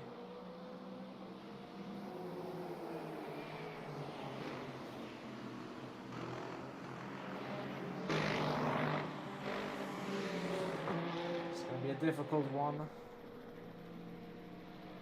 but a Peugeot of Busby as well.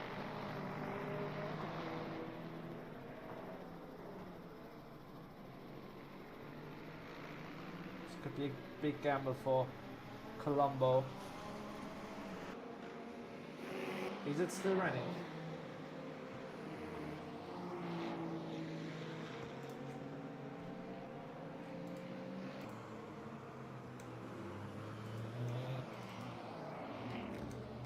Yeah, that's why. Hello? Okay. I think my keyboard disconnected. Wait a second. Apologies for that. Ah, there we land. There we land. There we land.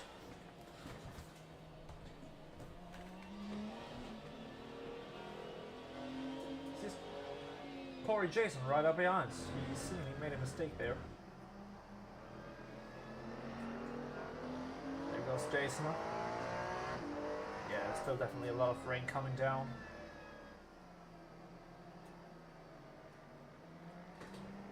Out the view out of the Ferrari 296 GT3, not the Evo version. That's probably going to come to wreck in the year of 2026. Jasper Kuismanen at the moment gaining on his rival up in first, but the gap is so big.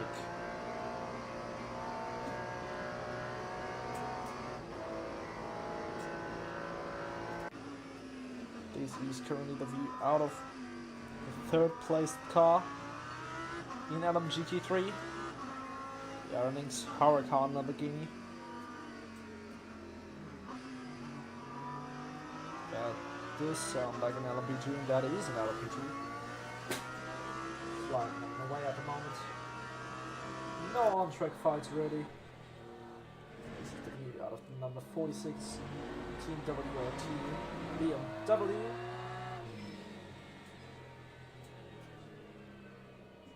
This is Corey Jason. He's struggling a lot. Even the leader is struggling an awful lot in these conditions. The rain is definitely getting worse and worse. Said it kind of red flagged the race, but it still looks fairly manageable. Maybe Corey is just not really a rain person. Maybe Jason is just not really a rain person.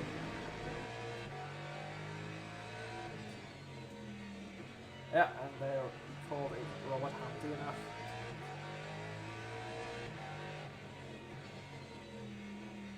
What a chaotic race.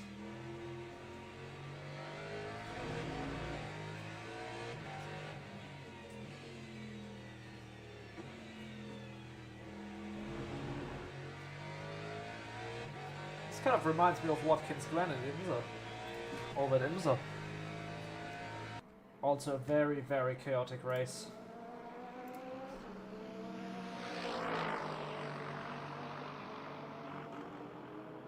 Oh, like there.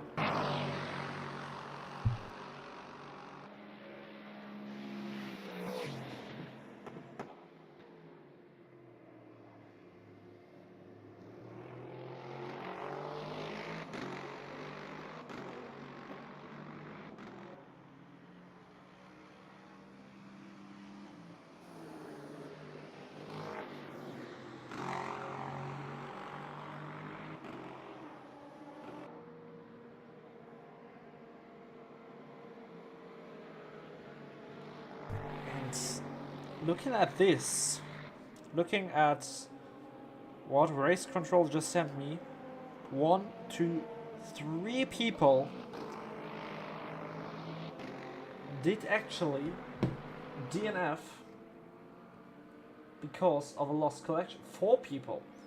So Ronald Martinez, who's still counted by the game as on track, connection loss. Norbert Precker, connection loss. Eldrick St. Jules, connection lost. Mike Kraft, connection lost.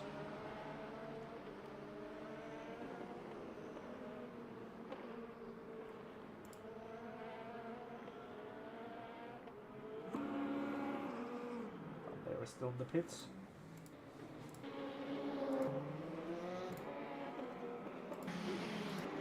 This is with half the hypercar field disconnected. Mohamed Colombo also disconnected, hence why he is a lap down, but he did rejoin in fact.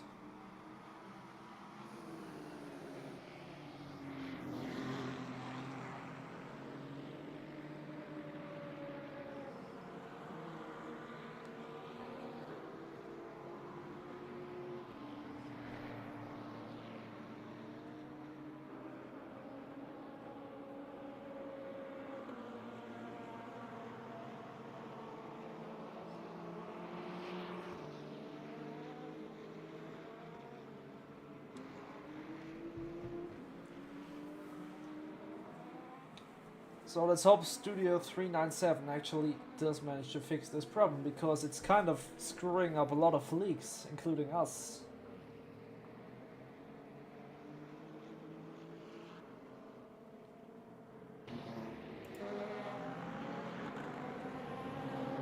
Which is unfortunate, because we are having a nice race thus far today.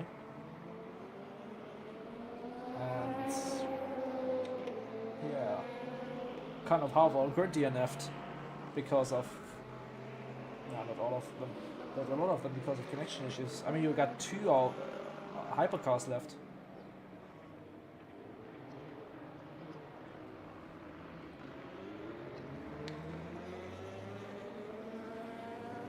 I mean, well, we still got 27 minutes to go. we're gonna finish this race at approximately,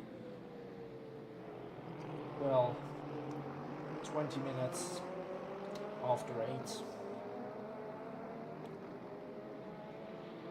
And well, only 2 hypercar brands are gonna score. Porsche and Peugeot.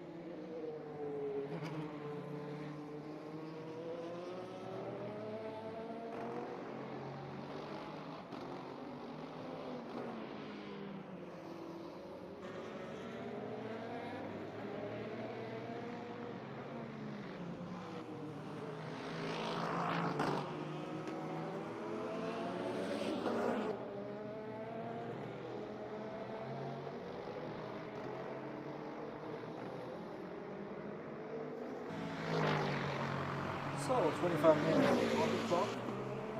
Currently, there's not a single on-track battle at the moment. I'm not joking, the closest 2 cars, oh my god, let's get there for a second. The closest 2 cars on track at the moment. Edward Penner and Lucky Kelsey is having a green W from the back. And you can see Edward Penner in the back there. Coming onto the straight. Those are 15 seconds, and that is the closest gap at the moment.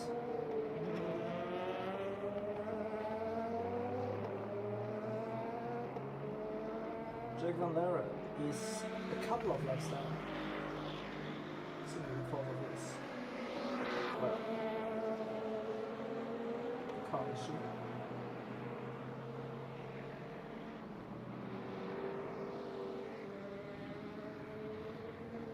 So we are entering, at least with Omar Ali, we are entering now lap 40 of this race. And it's all looking like everything is all done and settled. 25 minutes before the end.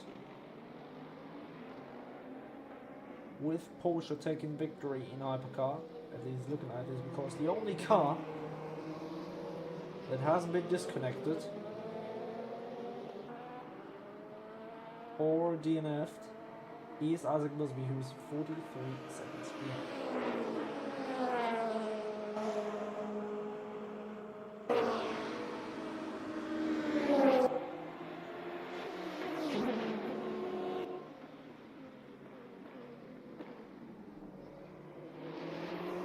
In LMP2, we have Joan G currently sitting in P1. P2, Jasper Kuismanen over 18 seconds back. Then Robert English with an absolutely sensational second round for Jota, at least points wise. Then Cameron Thompson in P4, with Jake Van Lera in P5, currently fighting his way up through the LMGT3 field. In LMGT3, we got Corey Jason once again in P1. Nearly 18 seconds ahead of Ranjiv Kalski, so they're roughly... Kalski is not too far behind. If Jason makes a crucial mistake like a spin. something like this could happen. Then Edward Penner in P3, Mauro Latayo in P4, Arda Ilan in P5, Ronald Dozer in P6, and Mohamed Colombo in P7. And we got 1, 2, 3, 4, 5, 6, 7, 8 cars that are out of the race. At least half of which have been disconnected from the lobby or disqualified by the game. Not ideal, certainly. But we'll see. How Circuit Spa-Francorchamps will turn out.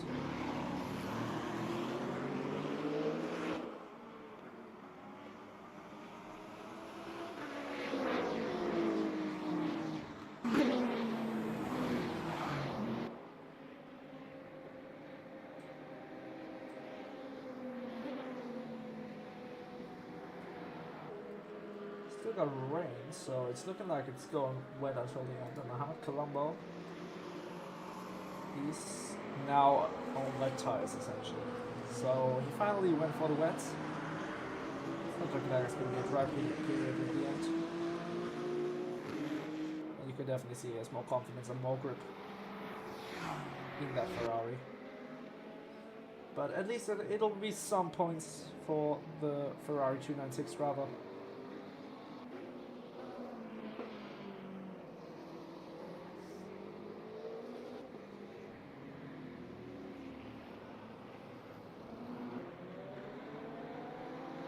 Now he's unwrapping himself from P4 in class, Mauro Latayo.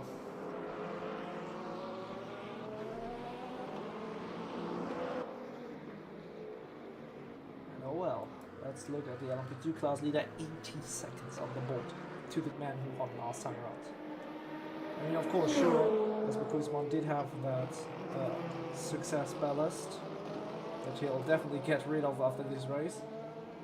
But John G is flying in these conditions. He's seemingly really loves the wet. At least he's doing pretty good with it.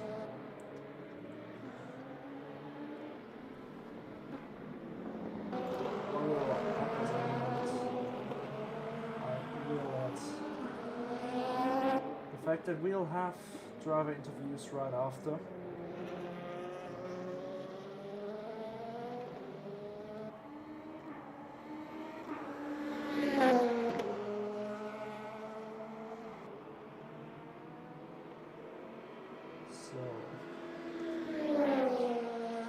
Don't miss out on that.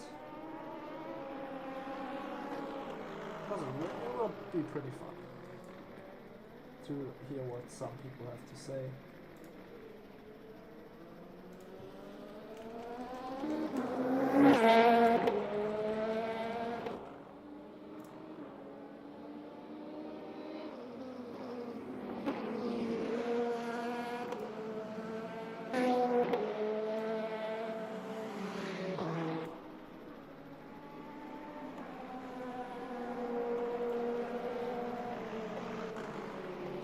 More minutes to go, and the race is definitely in what would, at least I would consider, a dying state.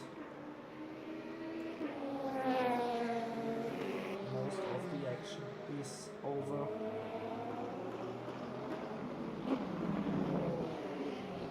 Yeah, one might say that it is already decided.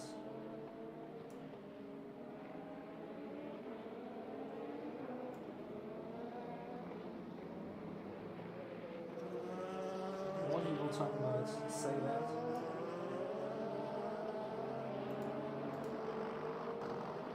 Oh, this squad is not helping at the moment.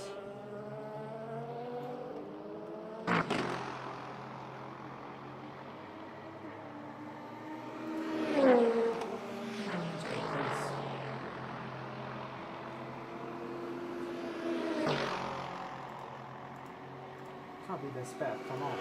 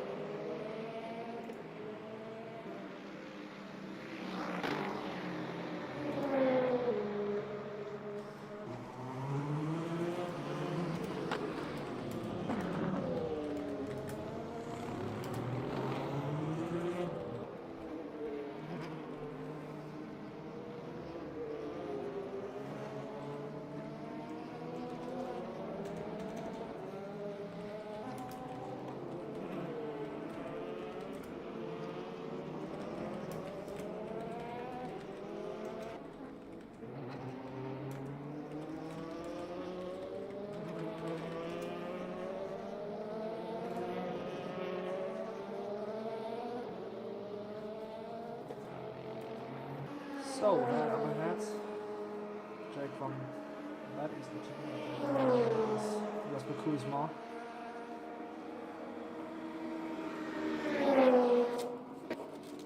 That might have been the most dominant win of the season, because that is the leading car in LMP2. What looked like close fight in these opening stages turned into an absolute display of domination. And we might see a little fight approaching, because Cameron Thompson is only 6 seconds behind Robert English, so we might see one final dance between these two in these dying 15 minutes of the race. Kuismanen going wide. There he goes. There goes the car of John G. And this feels like your average Formula 1 race, dare I say. Just a little longer.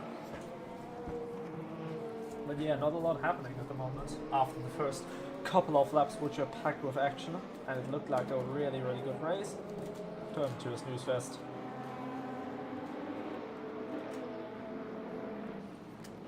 Well, we'll definitely see what Spa brings around next time.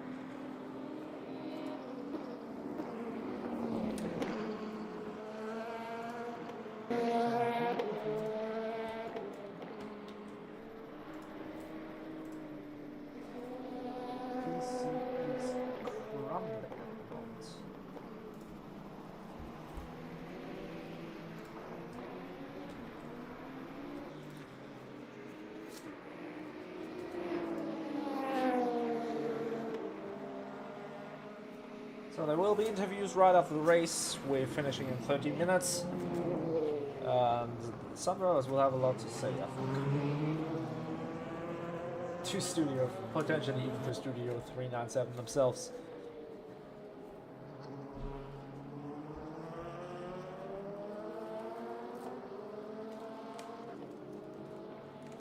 Kuismanen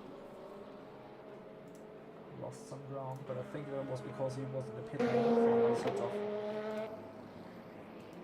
So we'll definitely see John Jean into the pit lane again, as well in the Alpine. I think we will.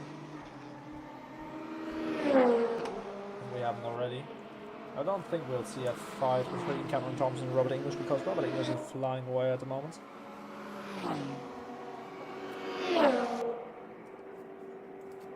So we looked at Mohamed Colombo and Ron Deso. Mohamed Colombo still over the lap down. He definitely gambled and it didn't pay out, but it's all looking like we're gonna finish this race in these somewhat wet conditions. Could have been a nicer.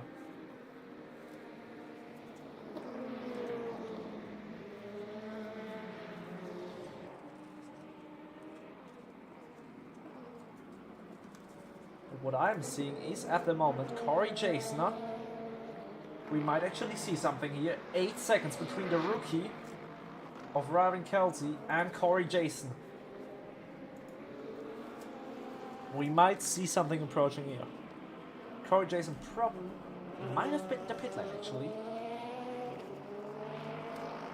Let's see, 8.5 seconds is the gap at the moment. But Robin Kelsey. 39.2 for Jason, 39.3 for Kelsey in Sector 1. Let's have a look at Sector 2's lap times.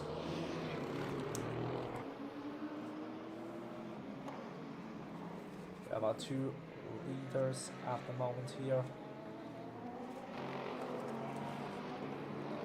Kuismanen is currently quicker than Jean.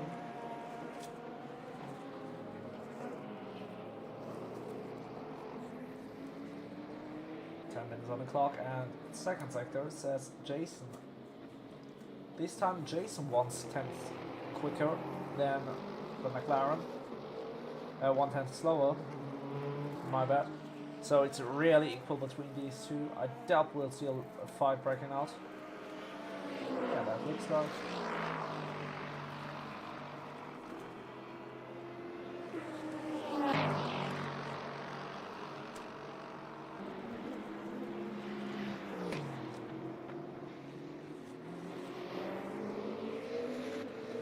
Keep in mind, Corey Jason also has extra weight added. I think the extra weight will be removed after this race. But that's how it is with the new Le Mans Ultimate League. We'll have to find out place. Kuismanen is currently catching Jean, but I don't think we'll see anything. 10 minutes left in this race. We are coming to an end. One might say finally. As Jason goes spinning, and Ali goes spinning as well. I think Omar Ali just made contact there with Jake van Leer, so that might be a penalty coming up for him. We have a change of lead on the last lap and last 10 minutes. We have the McLaren now suddenly in P1. Corey Jason only 3.4 seconds off the Lexus. He'll have to give everything without over pushing the car to get to Rajiv Kalsi.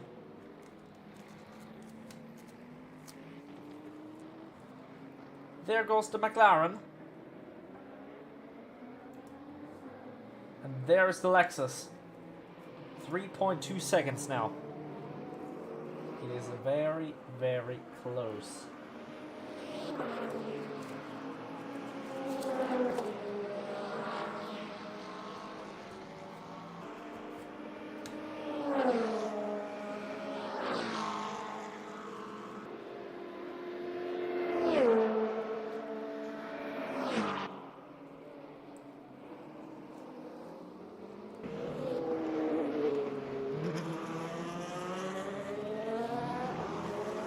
Seconds.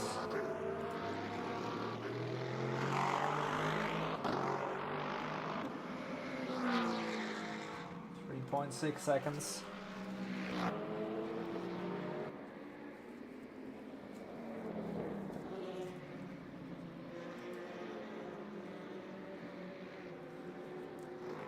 And 3.1. Now Jason goes flying, and that is it for Corey Jason in the Lexus. Oh no. And I think that is it. Decided. Because the gap is now 11 seconds. And these wet conditions, they caught everyone by surprise. No one saw them coming.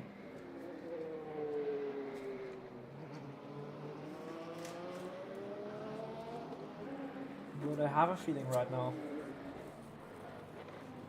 that this is your result, ladies and gentlemen.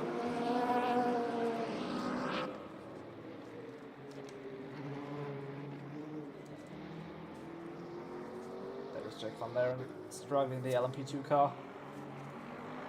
Out behind McLaren.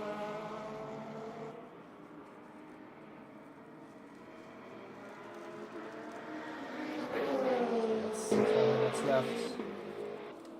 Here's your leader. Overall leader.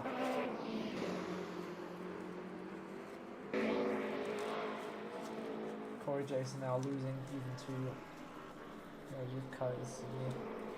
Kalsi. We had some drama at least in these last couple of laps. Let's look at it this way. But yeah, a little too much drama for my taste.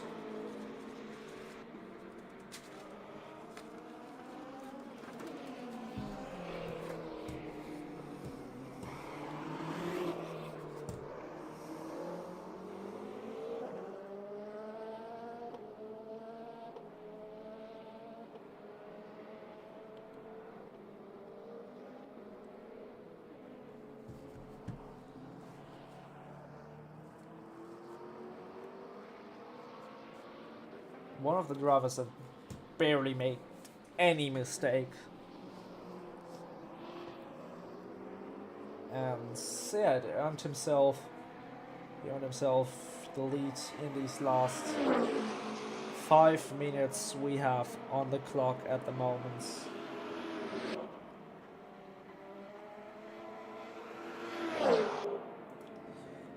Porsche Penske Motorsports will triumph as soon as he crosses the line. And I can tell you, he will definitely.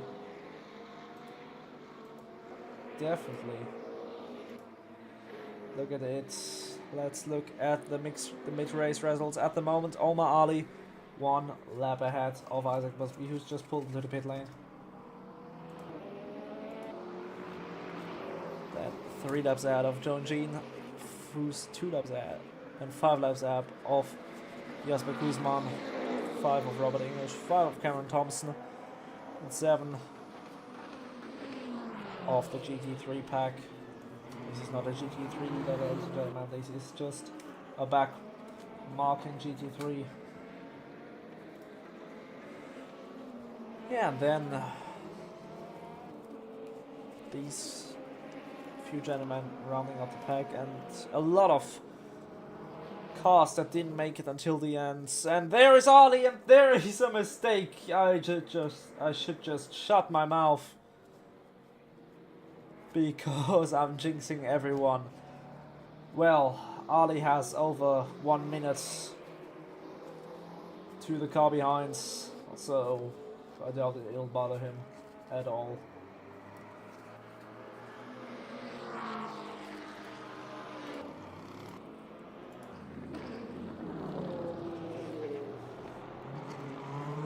One and a half left is what I call domination, and this is definitely what John Jean hasn't shown. No one expected this. Everyone expected a fight between Martinez and Kuismanen. Martinez got taken out of the race due to connection issues, but no one, I think no one saw this coming. Maybe some had him on their list after qualifying, but absolutely no one expected this win to be this dominant. An absolute display of power, and it is absolutely insane what John G has accomplished today, and those points will be his first points. Kuismanen will limit the damage to only 2 points lost to him, because he'll have that extra point, so he'll definitely keep his championship lead by quite a bit. The team that will be very happy, I think, is the Hertz team Jota,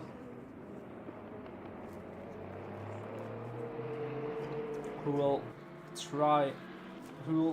get a podium, which is not what we expected. The number 28 car, finally some decent points for them after round 2. Definitely the most chaotic round, but let's hope it's the most chaotic round we'll see all season. Got Cameron Thompson in P4 for Cool Racing, another solid result, nothing special, just another nice result for them. Definitely deserved. Oh, there's a car going wide. I can't really tell which car it was. Looked like a yellow car, but the only yellow car is still on track. Yeah, then this story. A tale to be told. The rookie Corey Jason is pushing like crazy right now to try and catch up, but he's just too far away. A story that will be told. The rookie that fought his way back up from last to first definitely did shine in these conditions, and it is gonna be our penultimate lap of the race we are entering. In this, an absolute display of power, almost 70 seconds ahead. Busby is currently on the start-finish straight. Omar Ali, 1 sector just behind. And it is definitely extraordinary what he's pulled off here today. He did make a couple of mistakes, but nothing too major that could have costed him the win or gave him damage. And Porsche Penske will be delighted for what he's done. So and he's gonna take us one more lap around this beautiful circuit here in Fuji. And here Omar Ali starts the final lap here in Fuji. Oh my god. Oh my days. Sorry. Didn't even see that it was off. Wonder why. I didn't turn it off. Well, we'll see. 3, 2, 1. The checkered flag has fallen. And we're on the final lap here. Now, Omar Ali. Check where these are. Oh, a little close. Oh, Mohamed Colombo on the last lap. Unfortunate for him. But GT3 boys will still have one more lap to finish. Omar Ali. There we go, sliding through Sector 2. The Porsche Penske Motorsports number 5 car of Ali. What a great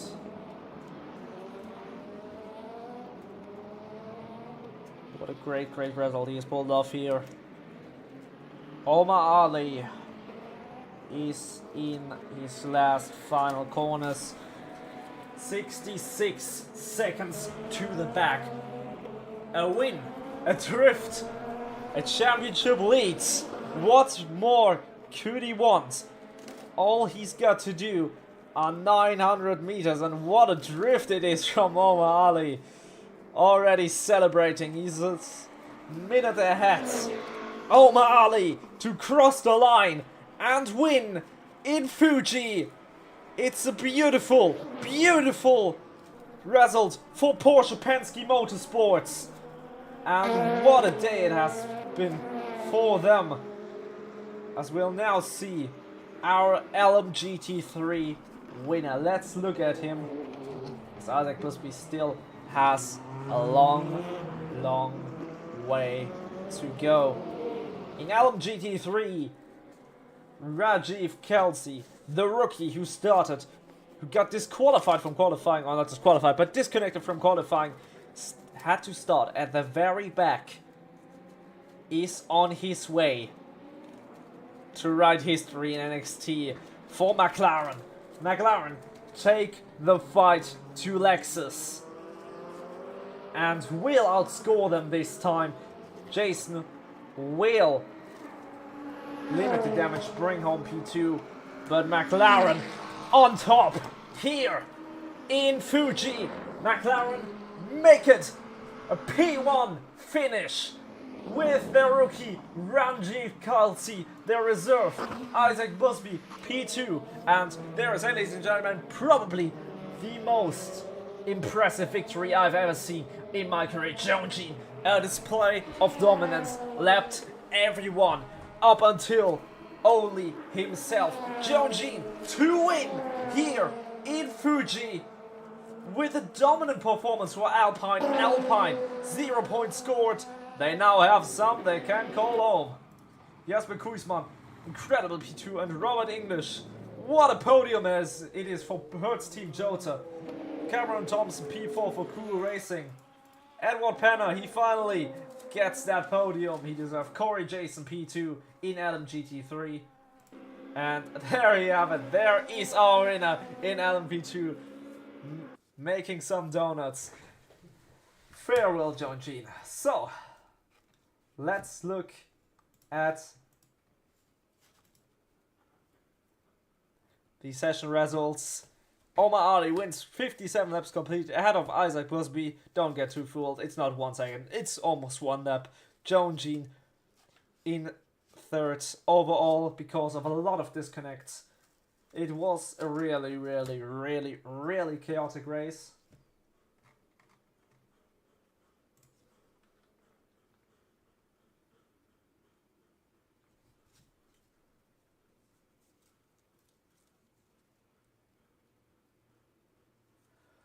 Alright, there won't be any, unfortunately there won't be any interviews because, I mean, I don't know no driver has really the motivation to do them.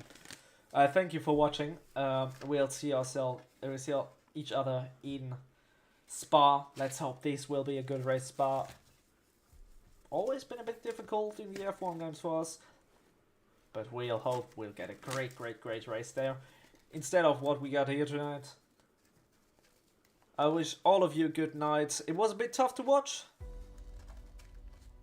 but definitely a bit interesting. Oh, oops. Wrong one, my bad. Yeah, and I wish you all the good night, ladies and gentlemen.